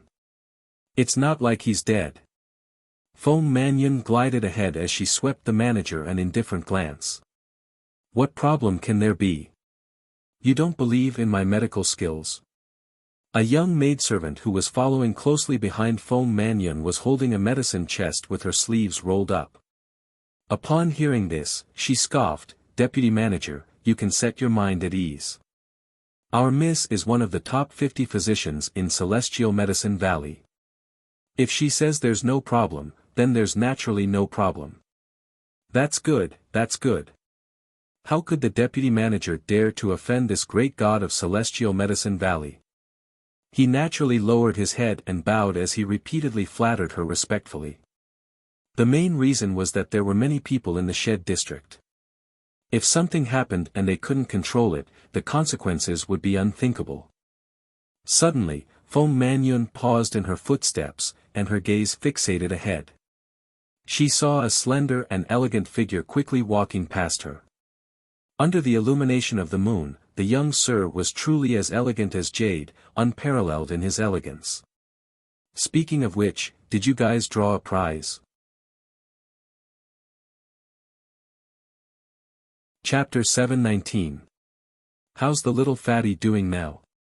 The next day, Arbor woke up early, ate some porridge, and planned to leave Paradise Planet. Let's go, let's go. The little fatty is trying his best to climb up. He's been climbing for about half an hour. He should be far away by now. Cho-Cho chuckled. Master, you can go out now. Okay. Arbor reached out and picked up the little white snake, and had Cho-Cho send them out. She could only come out of Paradise Planet from where she entered, so she had to find a way to go up the mountain and take a look. It was already early in the morning. As soon as she walked out, she saw the small lake, which shimmered slightly under the morning dew. Arbor raised her head and looked at one of the mountain peaks. Just as she was about to take a breath and climb up, she suddenly heard a strange sound coming from the mountain peak. Following her line of sight, she saw something that looked like a meat bun rolling down the steep slope of the mountain peak. Seeing that, Arbor's eyes went blank. The bald little fatty rolled down from who knows where. He rolled, and he didn't have any defensive barrier on him. With a bang, he fell in front of Arbor with his butt facing the sky. Arbor couldn't help but twitch the corner of her mouth. She took a closer look and saw that the little fatty was in a daze from the fall. He was covered in cuts and bruises, and his entire person seemed to be in a daze as he lay on the ground for a long time. Only when Arbor couldn't help but cough lightly did he move his head slightly and look up. They saw that there were scars here and there on his chubby face. His face, which was originally like white flour, was now shaken by the rubble. This little fatty looked rather pitiful. Why are you here? The two couldn't help but ask in unison.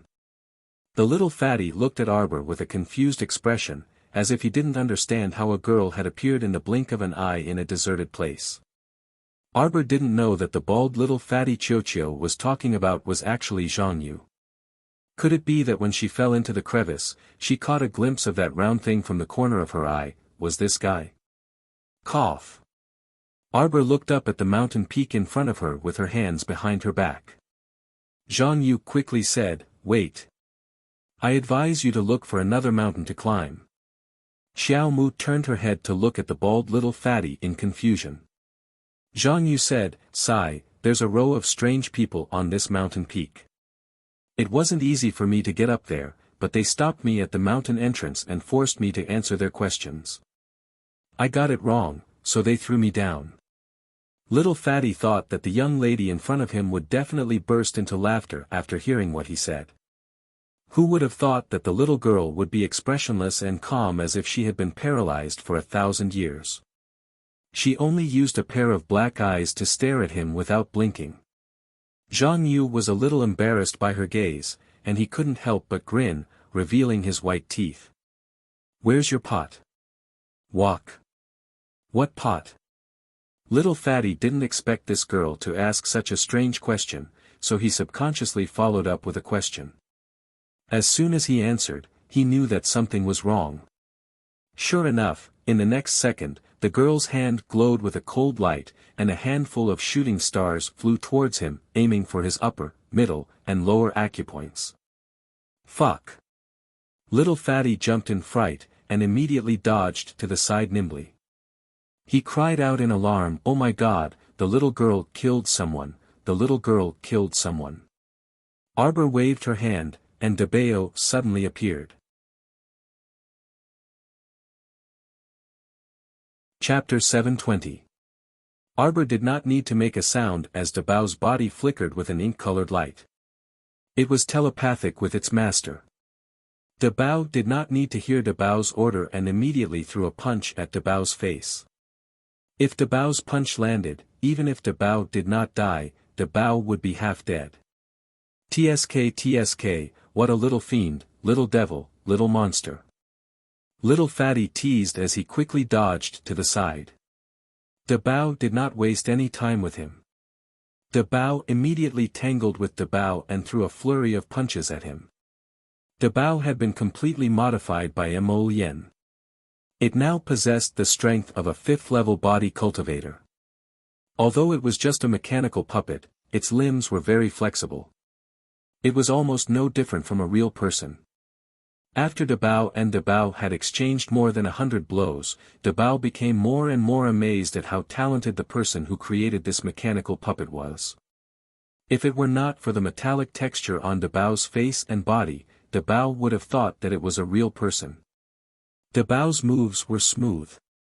Its attacks and defenses were as smooth as flowing water.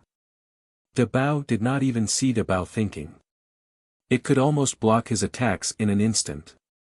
After such a fight, Dabao's heart was bitter. He cursed in his heart. When he looked up, he saw that the little girl's nimble figure was already halfway up the mountain. Fuck. This girl is not a human. Dabao panicked and wanted to rush up the mountain. However, Dabao had already seen through his movements. Dabao jumped up a few steps behind him and reached out to grab his left shoulder. Get down. Dabao did a backflip and kicked Dabao. Dabao did not expect Dabao to rush over and take his kick. Dabao gave Dabao a bear hug and threw Dabao onto the mountain. Bam! Dabao felt that his doughy face was about to be crushed. He really wanted to turn around and give Dabao a big slap in the face. Is this the way you hug a man? Dabao and Dabao were still fighting at the foot of the mountain. Arbor had already climbed to the top of the mountain. She paused and suddenly activated an invisibility talisman on herself. Then, she calmly continued to climb up. When she was about 3 or 4 steps away from the peak, she suddenly saw a big red morning glory standing on the edge of the peak, facing the wind. Arbor stealthily made his way over. The big morning glory seemed to have sensed something and turned towards Arbor's hiding place. The big blooming morning glory spat out a continuous stream of poison. Then, as if a little puzzled, venom gurgled back. There was no one. Hee, this damned little fatty, he still wanted to deceive her. He knew that there was definitely something extraordinary on this mountain peak. Just now, little fatty must have been caught off guard and was hit by the poisonous morning glory's venom. He had dodged in a hurry and rolled down the mountain peak. Arbor hurriedly swallowed 2 antidote pills and rubbed his little hands subconsciously. He excitedly touched the back of the morning glory and revealed 2 white little teeth to the morning glory. Chocho, did it take a lot of effort to bring it into Paradise Planet? Master, it doesn't take a lot of effort to collect plants. Chocho immediately extended 2 small branches and whipped the big morning glory with lightning speed. Dabao then effortlessly dragged it into Paradise Planet. Chapter 721. Chocho, you're awesome. Arbor gave Chocho a rare compliment before using her spiritual sense to take a look. She saw that Chocho was currently violently beating up the poisonous morning glory until it was completely docile. If Chocho could even beat up holy water, what else couldn't it beat up?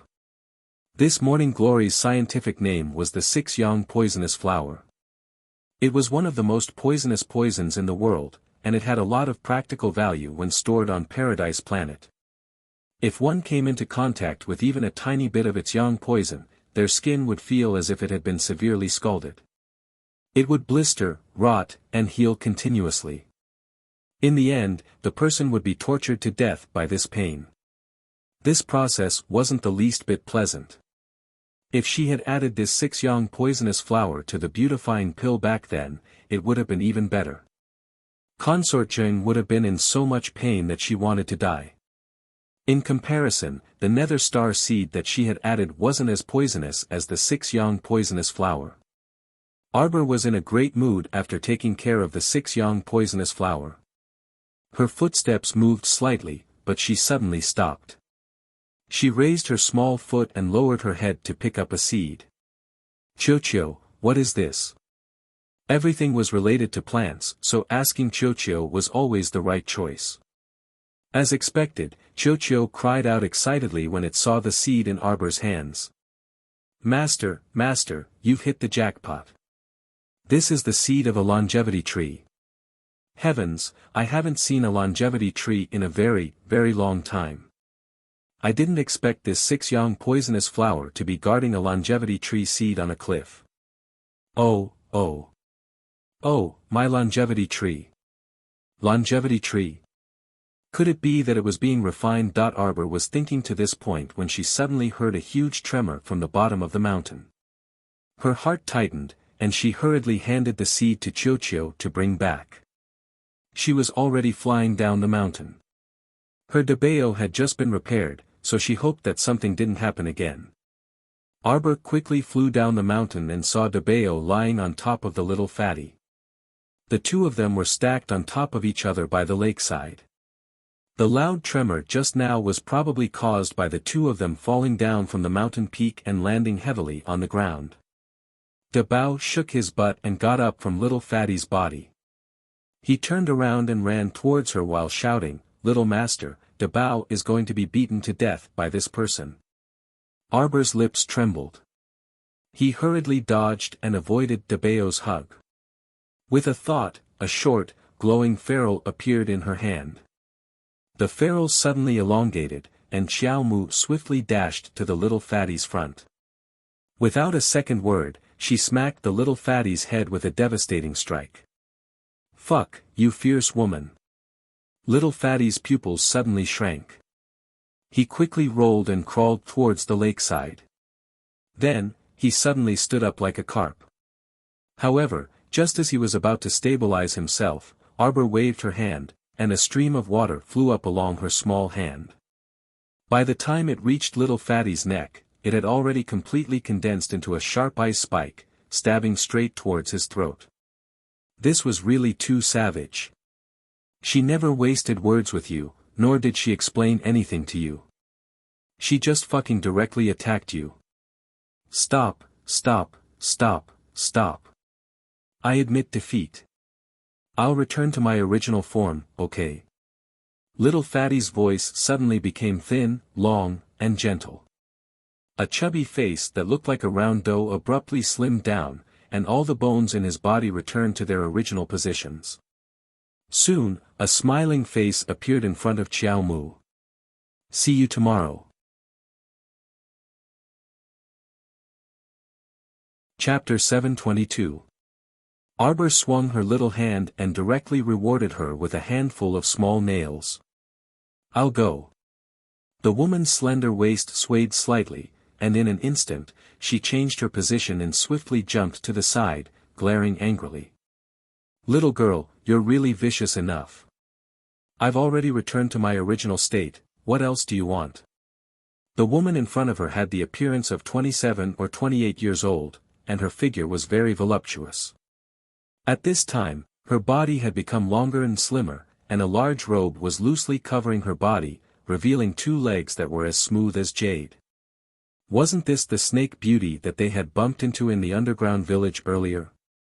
Her bare feet gracefully walked a few steps towards Arbor's side, and asked in a negotiating tone, "Little girl, our top priority right now is to leave this damned place. If there's anything, how about we talk about it after we get out?" Arbor glanced at her with an unpleasant expression, then turned her head and quickly climbed up the mountain peak. The snake beauty was so angry that her face was crooked, and she also climbed up the mountain peak. That damned brat, his tone was so stubborn that it was really annoying to look at. When the snake beauty reached the peak, she couldn't help but let out a sharp cry. Arbor turned her head to look at her, only to see the woman reach out to cover her small mouth, looking at her with a shocked expression. "Hey, little girl, Where's that man-eating flower? What man-eating flower? It was just a 6-yang poisonous flower. Arbor wasn't willing to talk to an illiterate with shallow knowledge, so she proudly turned her pink and tender little face away. The snake beauty actually giggled enchantingly. With a sway of her slender waist, the snake beauty walked towards Arbor's side. Her pair of beautiful eyes looked around the peak, only to see pine trees planted on it. Apart from that, there was nothing else on the mountain peak. Arbor had already released her spiritual sense to search the vicinity. The nearby terrain was a bit strange. After going over this mountain peak, the ground seemed to have sunk in, and there was a large pit in front of them, one after another. The mountain path was rugged and uneven, so it would naturally be difficult for ordinary people to walk on it. Arbor and the snake beauty, on the other hand, were moving exceptionally fast. They followed a muddy mountain path and ran down from the back of the mountain peak. In front of him was an endless pit, as if it was a natural trap. If he missed a step at any time, he would completely fall into the pit. "Little girl, quickly release your golem to scout the way," the snake beauty said hurriedly. Arbor glanced at the snake beauty. "You go and scout." The snake beauty grinned and pursed her lips into a smile. "You're really stingy. The golem won't die even if it falls into a pit. We can just pull it out again." Arbor chuckled. The snake beauty couldn't help but twitch the corner of her mouth. "Miss, you'd better not laugh. That strange way of simulating laughter with your expressionless face is unbearable to look at." Arbor picked up a branch from the ground and threw it into a pit in front of him. Gulp. The wooden branch fell down and disappeared. "It's over, Mississippi. There are so many potholes in front of us. It's impossible for us to walk through them on foot. Why don't you summon that flying mystic beast of yours?" The snake beauty was naturally clear now that the little fellow wasn't some level 6 mystic cultivator. This little lass was too good at tricking people. "Summon yours," Arbor said indifferently. "Little sister, you're so stingy. How can people get along with you happily?" Then scram. The snake beauty was about to choke to death. Chapter 723. How could there be such a loathsome girl in this world? Would it kill you to say something nice? Telling her to scram at the slightest provocation, where could she scram to? It was truly infuriating. Arbor ignored her and took another rotten branch and threw it into the air. After a soft, poochy sound, the branch was quickly squeezed by an external force and shattered into pieces that rustled and fell to the ground. The snake beauty reached out to touch her nose and subconsciously looked at the little girl. As expected, she was still expressionless. These days, it wasn't easy to deceive little children. If Arbor had listened to the snake beauty's words and let Blue One carry her through this area, she reckoned that she would have suffered injuries on top of injuries right now. The sky above this crater area was filled with strong profound energy. If a bird touched this layer of strong profound energy, it would be bounced off. If it tried to attack that, it would be mercilessly obliterated, just like that rotten branch just now. Arbor injected a faint trace of profound energy into the branch. As a result, it fell to pieces. That vast and mighty rebounding force faintly made Arbor's wrist feel somewhat numb. With her cultivation, wanting to break through this layer of strong profound energy in one strike was simply a fantasy.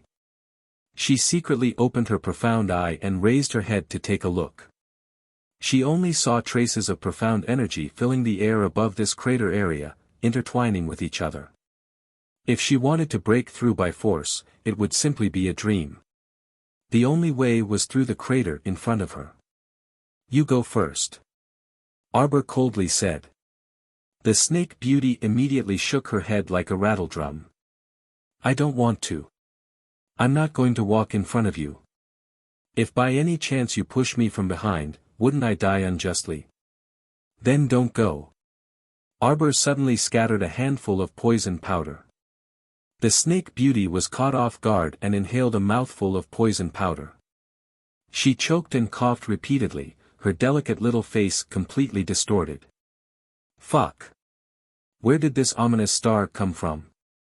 Killing you just because of a disagreement. Wasn't this kind of demon that looked completely harmless on the surface more terrifying than the people of their underground village? Cough cough, cough cough cough.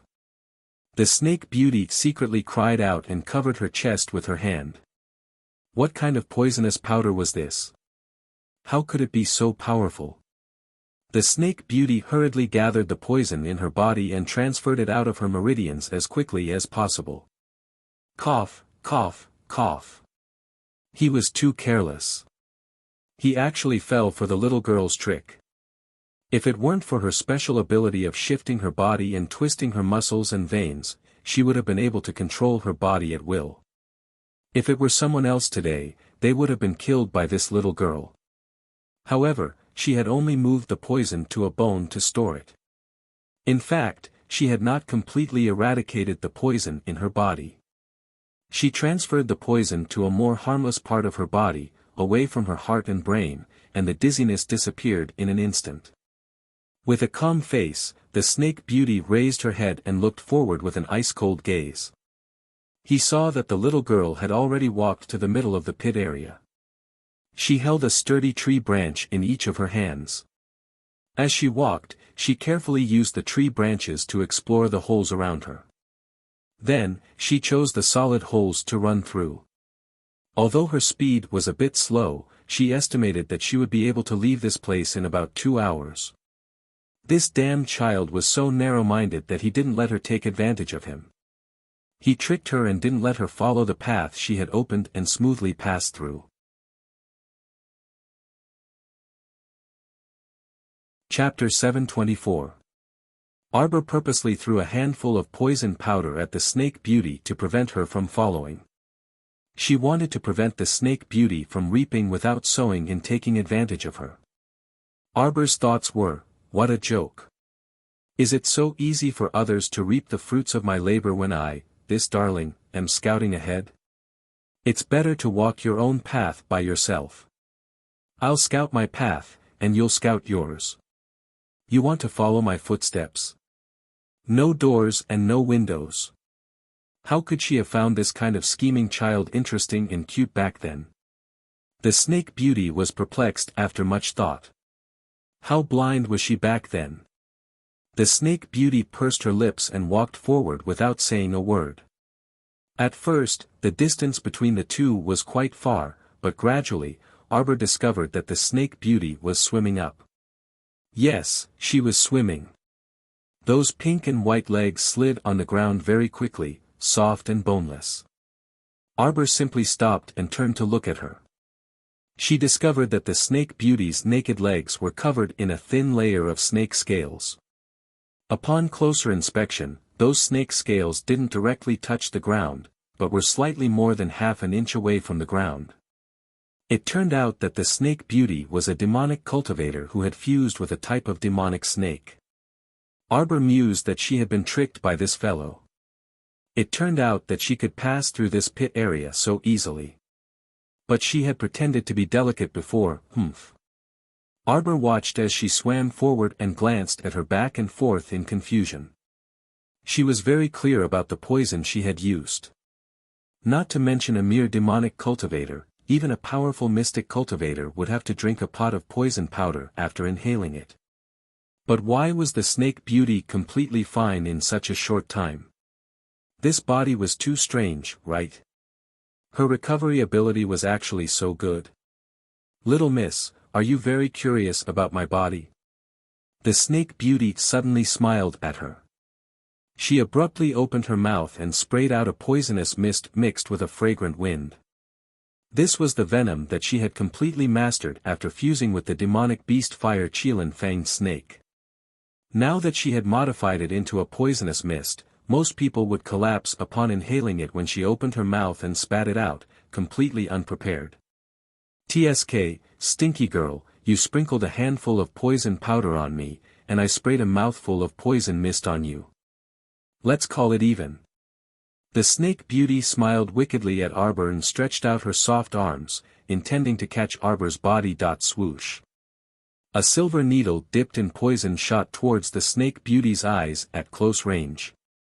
Startled, the snake beauty hurriedly bent her delicate waist, her entire body almost sticking to the mud, avoiding the silver needle that brushed past the tip of her nose. In the blink of an eye, Arbor had already summoned that club from his consciousness and furiously swept it down with a thunderbolt. Dang! A pair of short swords appeared on top of the snake beauty's head, and they crossed each other above her head. After blocking Arbor's ferocious attack, his body sank into the crater. Arbor flew up and bombarded the snake beauty's body 3 times in succession. Clang, clang, clang, clang. He actually knocked half of the snake beauty's body into the crater. The snake beauty angrily glared at him. Little fellow, you didn't kill me when you sprinkled poison powder on me before. This time, you neutralized my poison mist, so we're even. Did you have to bury me in a crater? If it weren't for the fact that the situation was urgent, the snake beauty really wanted to laugh. Chapter 725. The 2 short swords above her head were clearly inferior to Arbor's club. They were already somewhat deformed from the club's smashing. Stop hitting. The snake beauty was flustered and exasperated as she called out softly, my head has been smashed by you, you brat. Can't you be a bit gentler with me? Clang. After Arbor smashed the last blow, she finally found the time to glance at the snake beauty. Half of this guy's body had been smashed into that pit by her. Unfortunately, this pit was solid. It would be even better if it was a trap pit. Who knows where the snake beauty would fall into this pit? Hey, hey, hey. Look at your sneaky eyes. Are you trying to trick me again? Could it be that you're thinking that if this was a trap, it would be even better if you directly threw me into the river of hatred? The snake beauty mumbled. River of hatred? What, you're still playing dumb? The snake beauty snorted, this area is full of potholes and continuous traps. Isn't this the valley of hatred? So this is the valley of hatred. Arbor muttered to herself, then that means the long sparse forest is in front. That's right. The snake beauty glanced at her suspiciously, although the long sparse forest isn't big, ferocious beasts roam freely within. It's very difficult to break through. The monks of the Hidden Moon Temple who live in seclusion hate being disturbed by outsiders the most. It's useless even if you go, they won't see you. The traps at the Valley of Hatred were made by the monks. Of course not, this is a natural barrier. The snake beauty rolled her eyes, this Valley of Hatred has been formed for who knows how many hundreds of years. These monks just found a pretty good secluded residence. Liar. Arbor snorted coldly, there's clearly a dense mystic energy cover above this Valley of Hatred. It simply doesn't allow flying mystic beasts to pass through. You still dare to say it wasn't set up by humans? You don't understand. It said that the powerful mystic energy above this Valley of Hatred was set up by an extremely powerful great spiritual master. What does it have to do with the monks? Xiao Mu found a rag from somewhere, and under the snake beauty's panic-stricken expression, she directly stuffed the rag into her mouth. Long-winded. Woo woo woo. There was no justice in this world. She was the one who had asked the question, and she had answered it out of kindness. Yet, in the end, she had received such inhumane treatment. The snake beauty glared at Arbor angrily. Since it was the lake of hatred, it was perfect. Arbor didn't need this snake beauty to follow her anymore. She had to go to the Hidden Moon Temple to look for the startled swan dagger, so it was better for her to get lost. Just like that, the snake beauty was planted in a pit. Arbor naturally didn't care about her life or death. He directly bypassed her and continued to walk out of the river. The little guy imitated the snake beauty and stealthily raised his aura, allowing his legs to float half an inch off the ground. In this way, not only would he not be oppressed by the heavy profound energy above his head, he also did not need to go through the trouble of repeatedly exploring the path. Taking advantage of a loophole was actually an extremely ingenious method. The beautiful serpent woman was not much, but her brain was quite active. Arbor muttered to himself as he sped up and left the territory of the river of hatred. On the other side, the snake beauty was so angry that she exploded. She was stuck in the pit and moved her body. A series of bone-cracking sounds could be heard. Not long after, a pile of clothes was scattered on the ground. A shiny little head poked out from the pile of clothes. The little monk raised a smooth little hand and rubbed his shiny little head. Heh heh heh. Chapter 726. The little monk looked to be about 5 or 6 years old. His lips were red and his teeth were white. If the little girl didn't like this innocent and cute appearance, then she must be a pervert. She had taken the wrong path before. Of all the people she could transform into, she had to transform into that little fatty with an iron pot on his back. Oh right, she had also forgotten to take Fatty's iron pot. Thus, the little girl had seen through her at a glance. This was really a technical mistake. The snake beauty shook her head and straightened her clothes. At this moment, her body was extremely small. A pile of clothes hung on her body. She tore the clothes and tore a few pieces to wrap herself up. A handsome little monk wearing red clothes was born. If one looked carefully, there was a trace of evil charm in his eyes. The snake beauty took out a mirror and looked at herself for a while. No matter how she looked at it, she felt that it was very pleasing to the eye. Oh my, if the little girl still didn't like such a natural and cute appearance, then she had nothing to say. The snake beauty moved and chased in the direction of the long sparse forest. A light flashed through her beautiful eyes. How could a damn little girl be so hard to deal with? She didn't believe in this evil. Arbor had already arrived at the entrance of the long sparse forest. She let the little snake out and led the way in front. Thus, the journey was smooth and unhindered. They didn't see any stupid beasts blocking the way. What ferocious beasts! Bah! They didn't even see a single bird. This snake beauty was a big liar. It would be strange if they believed her. After leaving the long sparse forest, they saw a solemn ancient temple in front of them. It was surrounded by pine trees and the eaves of the corridor were rotating. The temple's door was closed. Arbor walked up the steps and knocked on the door. After a long while, there was no movement.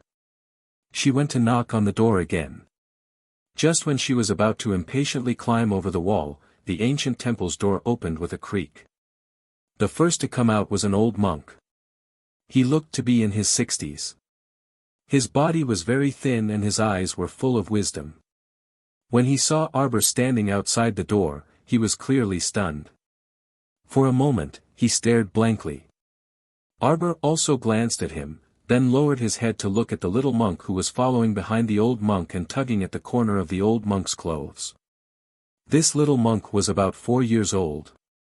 His small face was as white as jade, and his chin was round and bulging. He looked very cute. The little monk was very shy when he saw strangers. He shrunk behind the old monk's waist and only revealed his small bald head, curiously looking at Arbor. At this moment, the old monk had already regained his senses and asked, "Benefactress, this small temple has been abandoned for many years. It has already been a long time since we received any visitors." Arbor flipped his small hand, took out the jade talisman and handed it to the old monk. When the old monk saw the jade talisman, he was stunned. He looked at Arbor in a daze and then stepped aside to make a path. "Benefactress, please come in." The scale of this ancient temple was only average. The old monk said that the temple had been abandoned for many years, but the interior was still neat and tidy, clean and refreshing. "I am Kong Yin, the abbot of this small temple." As the old monk spoke, he invited Arbor into a meditation room. "I wonder where Benefactress got this jade talisman. I got it by chance in a deserted small town. I wonder why Great Master would ask this. Arbor said lightly. The old monk held the jade talisman and seemed to be emotional. Chapter 727.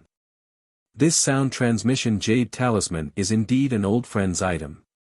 This old monk hasn't seen it for more than 10 years. The old monk sighed emotionally, then nodded at Arbor. Please wait for a moment, benefactress. Then he walked to the side of the meditation room, and took out a pitch-black box from a row of teak drawers. Reaching out his sleeve to stroke the box, the old monk held the box and stared at it blankly for a while. The little monk was wearing a small grey monk robe, kneeling on a small futon next to Arbor, his watery eyes constantly sizing up this foreign guest. The old monk held the black box and turned to face Arbor. After sitting down, he handed the box in his hand to Arbor. Benefactress, this is yours. Jinghong. Arbor didn't expect this trip to go so smoothly. There was no need for any handover procedures, and the old monk handed Jinghong to her as soon as he saw the sound transmission jade talisman. Wasn't this a little too shocking? The old monk nodded, and sighed deeply. This old monk has waited here for a full 14 years. From now on, I can finally resolve this obsession, and I have to thank this young benefactress for her help. Arbor asked curiously, what is obsession? The old monk stared at Arbor in a daze, and muttered to himself, like. Even the question he asked was exactly the same. Like what? The old monk didn't say anything, but Xiao Mu was completely baffled by his words. She looked at the old monk and said, if you had experienced life and death and faced the most unbearable past, perhaps you would know that obsession and whatnot are all nothingness. Only when you can't get what you want will you have obsession. If you don't want anything, isn't it fine? Arbor said, and couldn't help but laugh.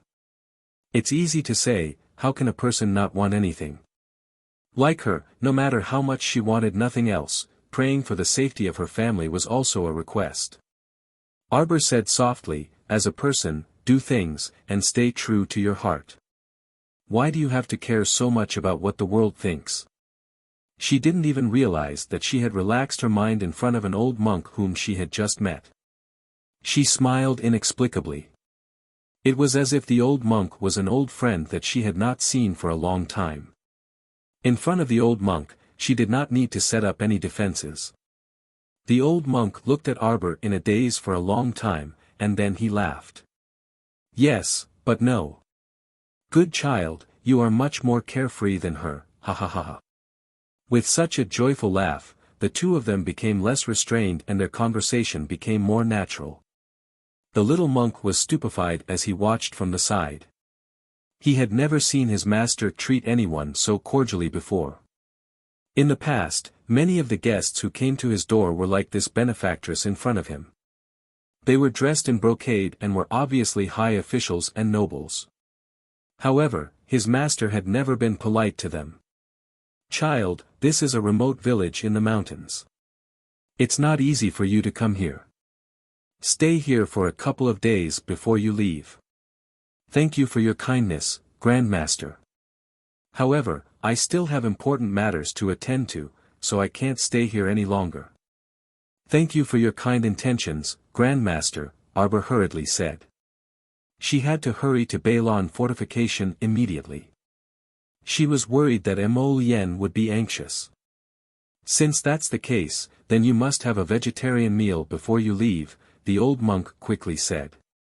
Arbor nodded. Deference is no substitute for obedience. The old monk nodded with a face full of smiles. Take a look at this graceful sword first. I will go prepare the vegetarian dishes.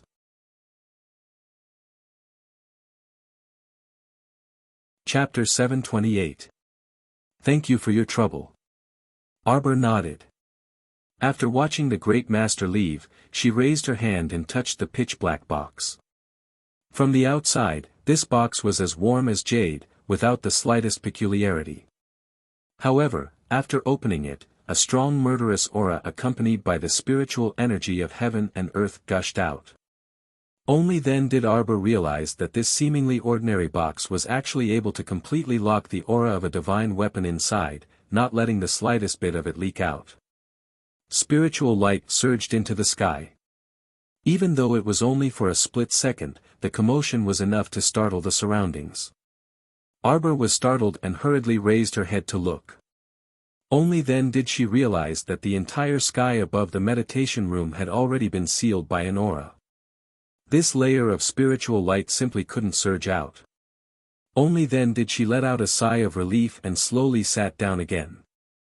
She thought to herself, so when a spiritual tool is born, a spiritual treasure's brilliance will overflow and spread in all directions.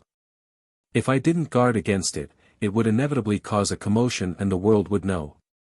Then the spiritual tool that Mo Lien gave her before must have used some special method to seal the spiritual treasure's light. She was ignorant and inexperienced. As for the Tianji treasure map, that was because it was originally sealed by the concealed weapon box, so its divine light didn't appear in the world. However, that 9 stars mirroring the moon cauldron was rather peculiar. Arbor always felt that this medicinal cauldron wasn't that simple. This thing couldn't be a mere profound weapon. The reason why it didn't have a spiritual treasure's light was probably related to the 9 stars mirroring the moon pattern on the cauldron. So far, this cauldron only had 1 star that emitted a stream of light. Arbor sat on the praying mat, holding the dagger in her hand and carefully examining it. She saw that it was snow-white and flawless, with a layer of light silver spiritual light floating on it. It was a bit longer than the palm of her hand and was quite easy to hold. Arbor gently swiped it, only to see a strand of hair in front of her was cut off at the waist. It was truly a sharp weapon that could cut through hair and cut through iron like mud. She held it in her hand and couldn't bear to part with it as she turned it over and over again. The profound energy in her hand slightly spat out, but with a whoosh, the startled swan dagger was instantly sucked into her consciousness. Her consciousness was now in a liquefied state. When he directed his spiritual sense into it, he saw a stream that looked like a jade belt slowly flowing in his conscious. Above the stream, the Spirit Division record, the Golden Talisman Jade Tome, the Tianji treasure map, the ferrule, the wooden club, the cauldron, and other items floated quietly in the air. Now that the startled swan dagger had been sucked into his consciousness, it found an empty space on its own and stayed there quietly without any strange movements. Arbor watched for a while, then a wisp of spiritual sense quietly dispersed into his consciousness. When she came back to her senses, she lowered her head and looked at the black box on her knees. She reached in with her small hand and took out the compartment of the box. Xiao Mu took out a map drawn on parchment from it. This map should be the location of the land of heritage. When she unfolded the map and glanced at it, she could not help but be stunned. She was too familiar with the place drawn on the map. She didn't even need to look at the names of the places marked on the map. She could recognize the mountain range drawn on the map at a glance. At this moment, a chubby little hand gently tugged at the corner of her clothes. Arbor came back to her senses and lowered her head to look at the little monk. She saw that the little monk's round chin was slightly tilted up. A pair of clear black and white eyes stared fixedly at her as he said in a childish voice, "Benefactress, it's time to eat." Arbor reached out to stroke his little bald head, the corners of her mouth involuntarily curling up. "Call me big sister." It was a very good meal. The old monk's skill in cooking vegetarian food was really impressive.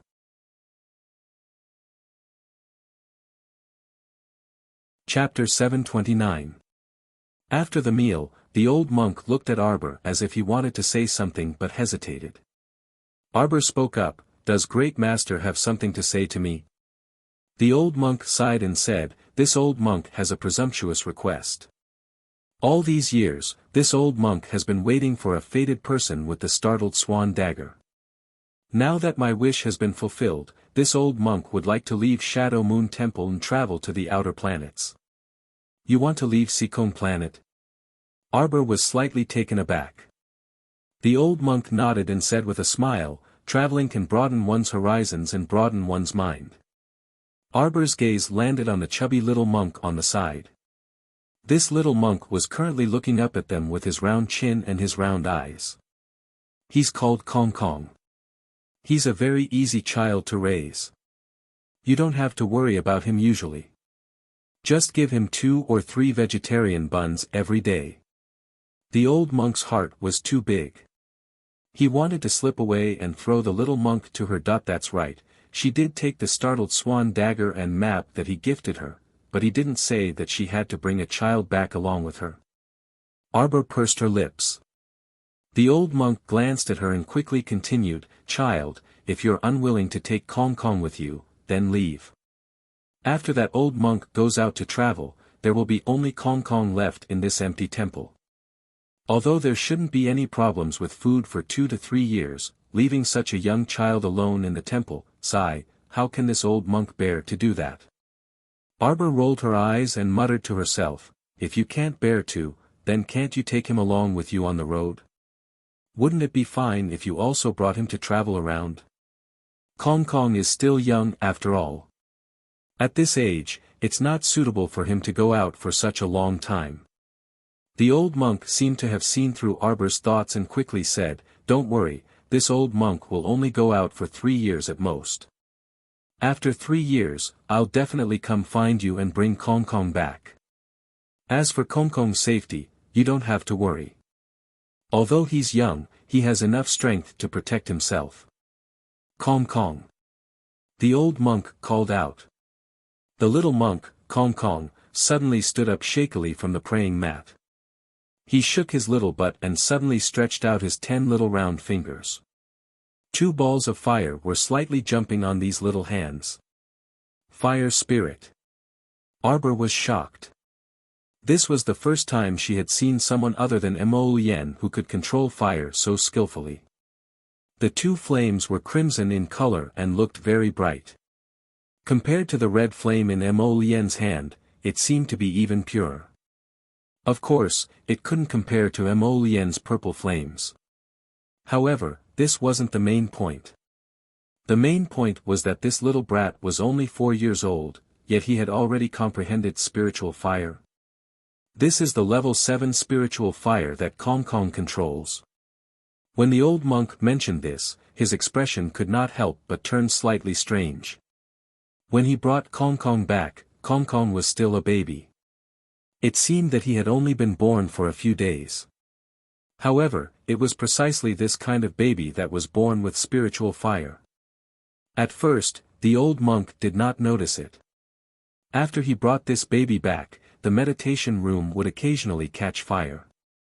Later, he realized with a start that every time the baby got angry, his little bed would catch fire. The old monk coughed lightly. "It's that. Kong Kong's ability to control fire is still not very good. Sometimes when he gets angry, it's easy for him to cough and cause the fire spirit to go berserk." Arbor's eyes widened. Then wouldn't this child be an unstable factor? How would she dare to send him home?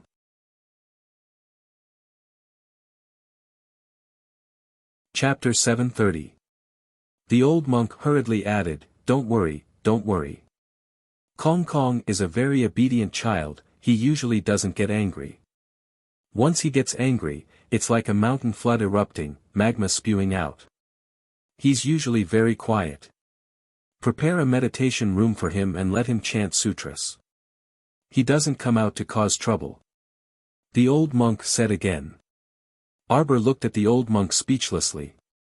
She always felt that the old monk was like a shopkeeper who didn't do anything. When he saw her, he hurriedly threw the little monk, this little burden, to her. The old monk smiled and said, "Child, you definitely won't lose out by bringing Kong Kong along. You will know in the future. Although Kong Kong is still young, he has done a lot of research on Buddhist hand seals. Not only can he control the fire spirit, he can also perform various Buddhist hand seals. If you bring him along to the mystic realm, it will be of great help to you." The meaning of these words was revealed. The old monk was implying that it was useless to just rely on the map in her hands. If she wanted to enter the mystic realm, she still needed to undo the Buddhist seal. In other words, that mystic realm might have been sealed by the old monk's secret hand seals. No wonder she didn't discover it the first time she went there. The little monk staggered in front of Arbor and put his palms together to bow. "Benefactress, please take care of me in the future." Arbor's mouth twitched and lightly pressed her head on the little guy's bald head. "Call me sister." The little monk covered his bald head and looked at the little girl in front of him blankly. The old monk laughed a few times. After bidding farewell to the old monk, Arbor held the little monk's hand and walked out of the temple. She turned back to take a look. The old temple was still as solemn as before, but it lacked some incense and people. "Benefactress, the senior brothers have all gone out to travel. Now that master is leaving, from today onwards, there will be no one in this small temple." The little monk puffed up his chubby cheeks. Arbor stretched out 2 fingers and gently pinched the little monk's soft cheeks. She corrected him with a serious face, "Call me sister." The little monk looked at her pitifully and thought, "Benefactress is so fierce." Arbor was both amused and annoyed. She raised her hand and patted his bald head. "Call me big sister, or there will be no vegetarian buns to eat." As soon as the little monk heard that he wasn't going to be given a vegetarian bun to eat, he hurriedly and obediently called out elder sister. Thus, his gluttonous nature was fully revealed. "Do you eat meat?" Arbor asked, holding his little hand. The small monk shook his bald head like a rattledrum. "This little monk doesn't eat meat. The Buddha once said that if one adheres to the precepts of cleansing oneself, one should not eat meat. This little monk is from the Shadow Moon Temple and should naturally abide by my duties, strictly." "Pa!" Arbor couldn't take it anymore. He raised his hand and flicked the little monk's forehead. "Naggy." This little monk was so young, yet he had the potential to be a chatterbox. The little monk glanced at Arbor pitifully. "Benefactress, it's not good for you to keep hitting this little monk's head. First, the little monk will be stupid. Secondly, men and women should not touch each other." Arbor threw away the little monk's hand and ran off. "Go back to the Shadow Moon Temple. This child was so smart, he shouldn't starve to death." She had to harden her heart and throw this chatterbox away. The little monk saw that things were bad. His sugar daddy had actually run off. He hurriedly chased after her, shouting all the way, "Benefactress, wait for this little monk." Arbor was running happily in front. When she heard the little monk's shout, she immediately slipped and almost fell to the ground.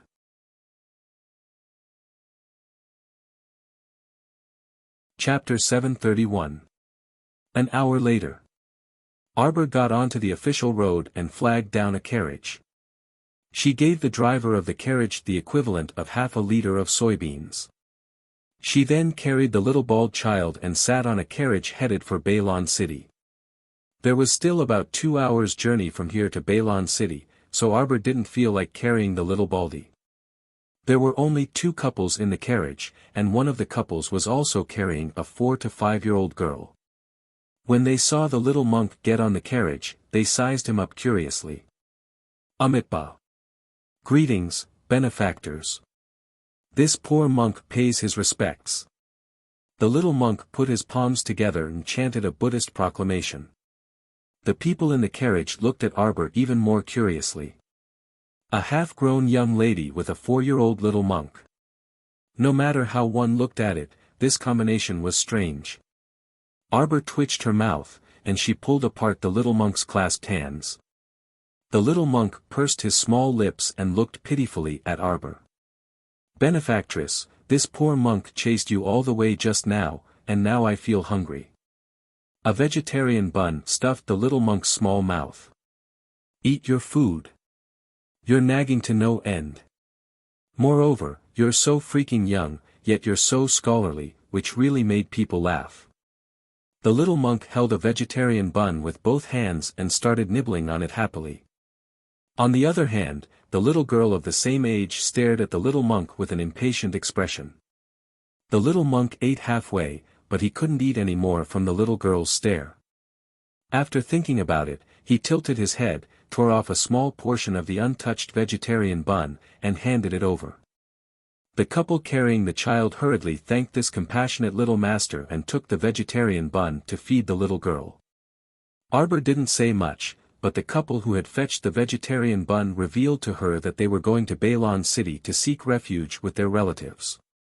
The one driving the carriage was their old father, and the other couple in the carriage was their younger brother and sister-in-law. This family had lost many siblings during their escape, and even their old mother had passed away on the road due to catching a cold. Now, the large family of more than a dozen people was left with only a family of 6.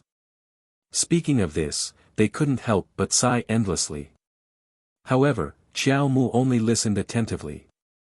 At least this family had a carriage that could shelter them from the wind and rain. They could be considered to be quite well off. Many people lost their entire family during their exile. This was not an exception. The closer they got to Bailon City, the greater the flow of people, and the carriage also gradually slowed down. Her father, who was driving the carriage, shouted from outside, "Miss, the road ahead is blocked. Please wait for a moment." "Yeah, I'm fine," Arbor said faintly. She lifted a corner of the curtain and saw the passage outside.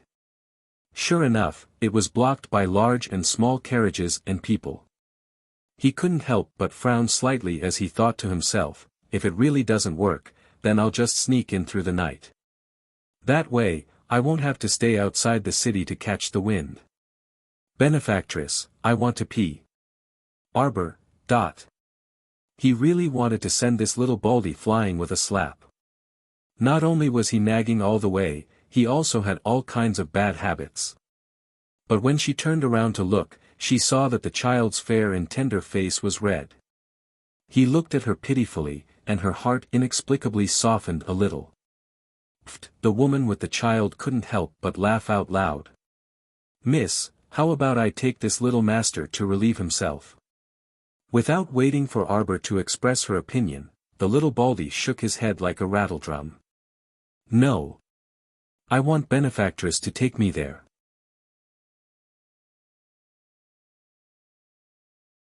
Chapter 732. That woman then smiled and didn't say anything else.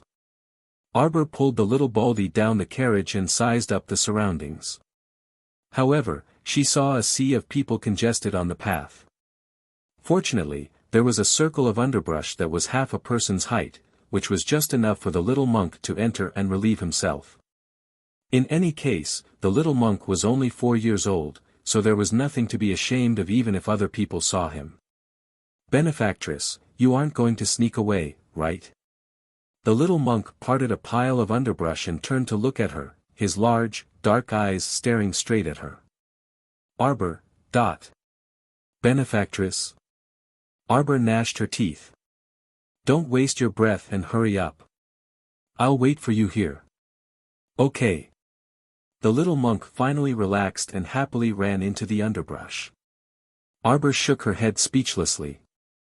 Although she wasn't a good person, she wouldn't go so far as to deceive a little imp, right?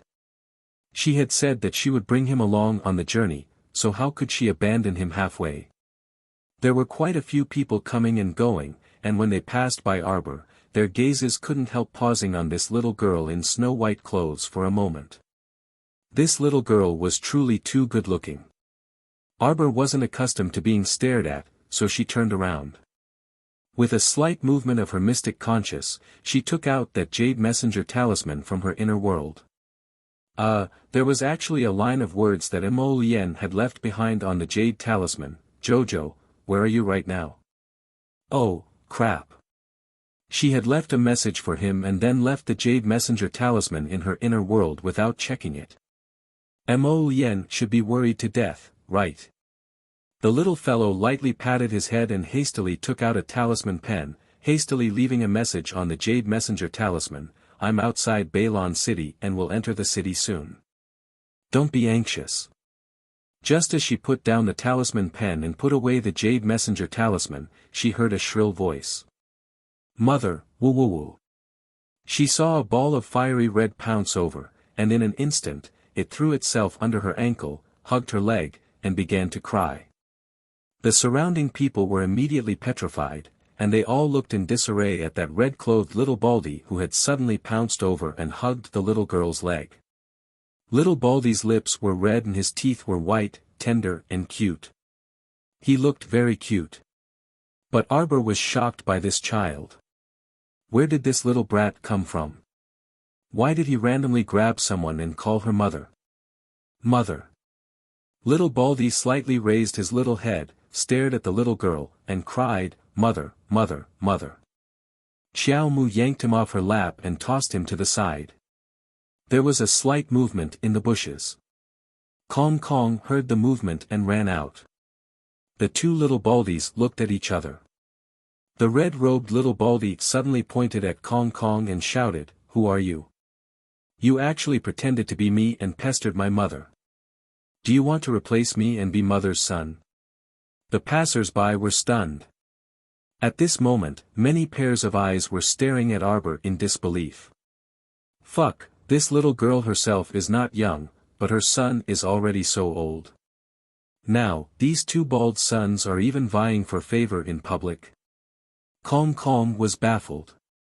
He went forward and put his palms together, bowing to the red-clothed little Baldy. "This benefactor, this poor monk is a monk.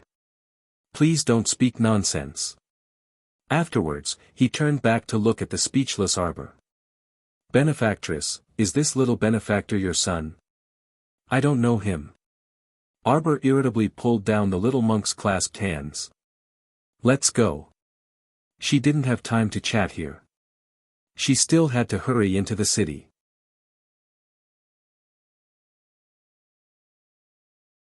Chapter 733. Mommy. Woo woo woo.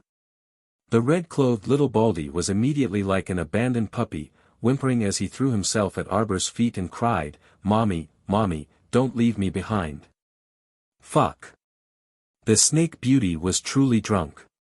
She had originally planned to disguise herself as a little monk who was sincerely devoted to Buddhism, infiltrate the hidden moon temple, and then think of a way to approach Arbor. How could she have known that plans couldn't keep up with changes? The little guy didn't stay in the hidden moon temple for long before coming out. The Snake Beauty chased after him, and a plan came to her mind. She threw herself at Arbor in front of everyone and loudly called out, "Mommy." The Snake Beauty felt that she was really going all out. At this moment, she was following Arbor with an adorable expression, crying all the way, "Mommy, don't leave me behind." Arbor's head was about to explode from his shouting, and she hated that she couldn't grab a ball of mud and directly stuff his mouth with it. At this moment, a tent flap suddenly opened. When the woman saw Arbor, she was slightly startled. It was as if she hadn't expected that she would suddenly encounter an unimaginably beautiful woman in the tent district. Afterwards, she saw a red-clothed little Baldy chasing after the cold-faced woman, repeatedly calling her "Mommy." A look of disdain flashed across her face. Heh, so young, yet so ignorant of self-love. So what if she was beautiful? Mississippi, her personal maid, hurriedly ran out with a medicine chest. "Let's wrap up early today and go back to rest." The woman reached out and brushed the hair on her temples. She swept her gaze across Arbor's face, leaving a faint light in her eyes. How could a woman who only had beauty and didn't know how to love herself compare to her? She was one of the top 50 physicians in the Celestial Medicine Valley. She was a very capable woman. Of course, the "capable" here wasn't referring to her cultivation, but rather her exceptional medical skills. She was very confident in the medical skills of the Celestial Medicine Valley. For a top 50 physician like her, she would definitely have exceptional strength if she went out. In terms of medical skills, there weren't many who could compare to her in the entire Bailon fortifications. "Mommy." The Snake Beauty pounced and hung onto Arbor's leg. As Xiao Mu strode forward, she felt uncomfortable from head to toe with a burden on her foot. "Go away. This was ridiculous. Which family did this brat come from? Why didn't anyone come out to discipline him? Young madam, what you're doing is wrong." Although the world is tough, children are our family's treasures. How can we just abandon them? A middle-aged woman shook her head, her face full of disdain. Arbor was expressionless. Mother. The snake beauty secretly ground her teeth. Why was this stubborn child so hard to deal with? She was so hot and cute. Would it kill her to hug her? Arbor pulled away the snake beauty's small hand and stretched out his small foot, kicking her away with neither light nor heavy force. I'm not your mother. Fuck, where's your love? The snake beauty raised her head. When she met Arbor's cold gaze, she couldn't help but shiver. Fuck, it can't be. Did the little girl recognize her? Benefactress, this isn't right. Just as the little monk was about to speak, Arbor pinched his soft cheeks.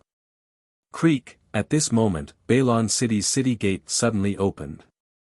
2 rows of soldiers with solemn expressions rushed out, rudely parting the crowd. A tall white figure appeared at the city gate. The young maidservant excitedly tugged at the miss of the celestial medicine valley. Miss, the young sir has come to pick you up. Happy New Year, everyone. Eat, drink, and have fun. See you next year, Wax.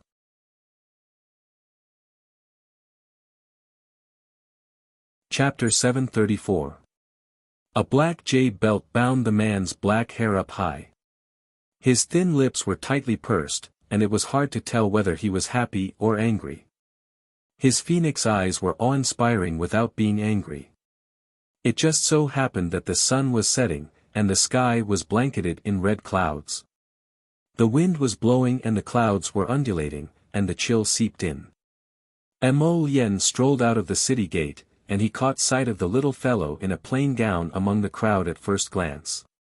His eyes narrowed slightly as he stared intently at the little thing. Meanwhile, when Feng Manyun heard the maidservant's words, she hastily shifted her gaze in the direction of the city gate. With this look, her maiden heart practically flew into the air. It was him, it really was him. That graceful and elegant young master Mo. Could it be? Could it be that it was as Xiangqin said, that the young master came out this time to pick her up? Feng Manyun chuckled lightly, and her cheeks were dyed a captivating shade of red. Her elated maiden heart couldn't resist thumping, thumping, thumping faster and faster. Ever since she met this young master Mo by chance last night, Feng Manyun's proud maiden heart, which she had carefully guarded for 18 years, couldn't help but fall for this young and handsome sir. When she discovered that this young master Mo was also staying in the city lord's estate like her, she was overjoyed. Although the two of them hadn't interacted much since last night, after all, the young master was a jade-like gentleman, so he naturally abided by the rules in front of an unfamiliar young lady. But Feng Manyun felt that as long as she was given enough time to interact with him, this young noble sir would definitely develop a favorable impression of her. She was very confident about this. After all, a kind-hearted woman with exceptional medical skills like her was clearly rare in the current world. She was a doctor who had volunteered to go to the Shanty district to treat the civilians' injuries and heal the wounded. She was revered and worshipped by countless people in the Shanty district. At this time, sure enough, this graceful young master was walking in her direction. He was getting closer and closer, almost stopping right in front of her. Feng Manyun put on her most confident and beautiful smile as she took 2 small steps forward.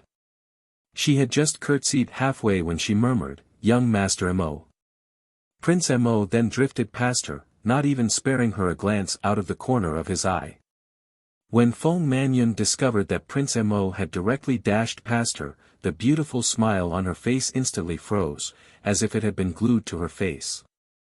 Feng Manyun's pitch-black pupils seemed to be whirling rapidly, and she only felt her neck turn abnormally stiff. Slowly, she turned her head around. Then, his pupils contracted and gradually enlarged. She saw that the noble young master, who had always been modest and arrogant in front of her, flew like a gust of wind in front of the cold and beautiful young lady. Under the watchful eyes of the crowd, the young master suddenly stretched out his arms and pulled the little girl into his embrace. She stuck close to his body and gently lifted her up. He even lifted the little girl's chin with one hand, lowered his head, and bit her lips gently. Such a willful way of doing things, as if there was no one around. Feng Mannion only felt like the sky had collapsed in front of her. How could this be? This was poles apart from the image of the noble young master in her mind. This young master didn't have the slightest bit of a gentleman's style right now. He was simply a living rogue. Feng Mannion's lifeless gaze was fixed on the two people, as if she had been struck by lightning.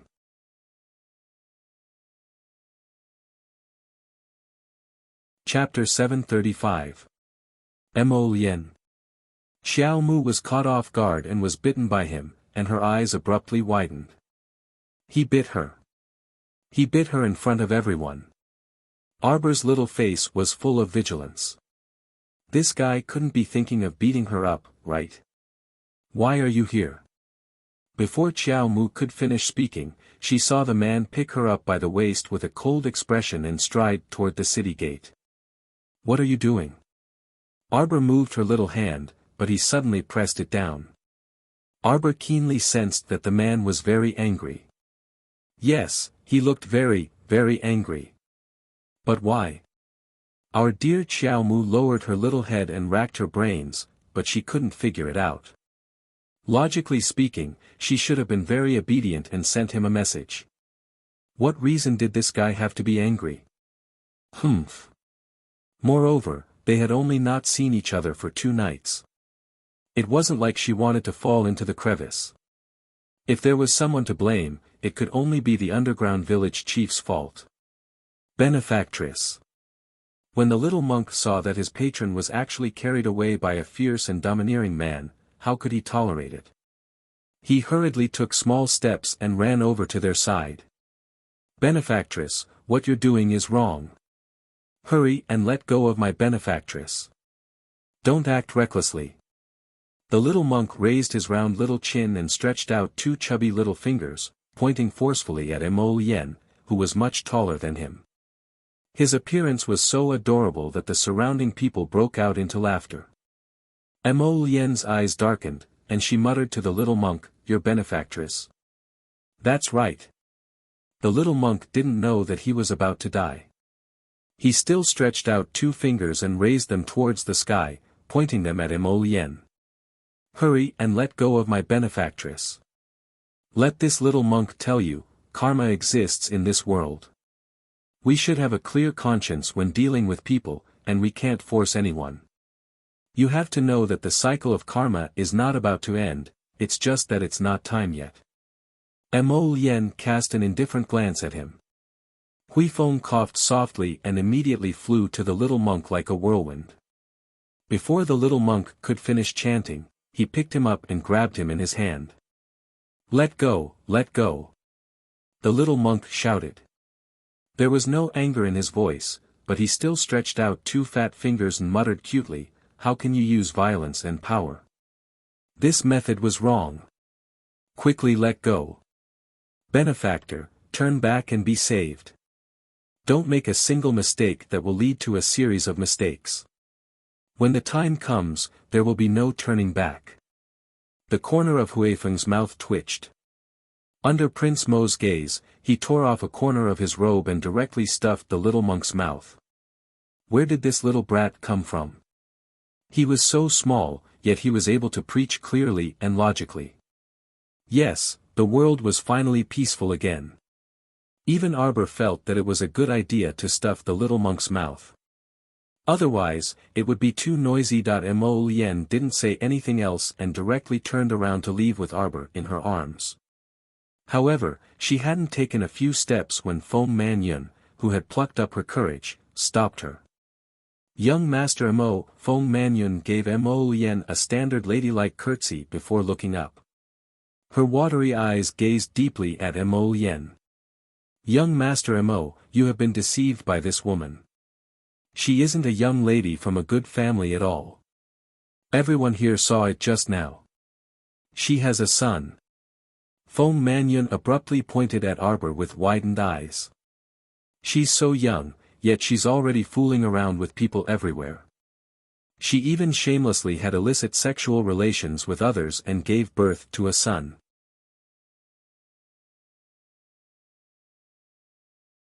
Chapter 736. And what was with the son? Mo Lien simply didn't notice the snake beauty's appearance at all. That was to be expected. As a crafty person like the snake beauty, when she saw Mo Lien appear, she was very clear that she had already lost the best opportunity to stick to the little lady. She had to leave quickly. Moreover, the little lady's stern gaze just now might have actually meant that she had long seen through her identity as the snake beauty. But was that possible? This wasn't some simple disguise technique. This was a very rare special ability. She was probably the only person in the entire Seacone planet who could shift one's appearance, alter one's bones, and distort one's meridians. This special ability to change a person's bones, appearance, and even meridians at will wasn't something that other cats or dogs could possess. Her red-clothed little Baldy's appearance was worlds apart from the Iron Walk brat from before, be it in terms of appearance or figure. If this little girl was able to recognize her at a glance, then there was really no justice in this world. Mo Lien lowered her head to glance at the little lady and saw that the little lady was currently staring at Feng Manyun. Feng Manyun felt uncomfortable all over from the little lady's gaze. The little lady's watery eyes were like two icy pools, and when she stared at someone, it made them feel very oppressed. Who did you say had a son with someone? Miss Chiao was an especially sensitive person.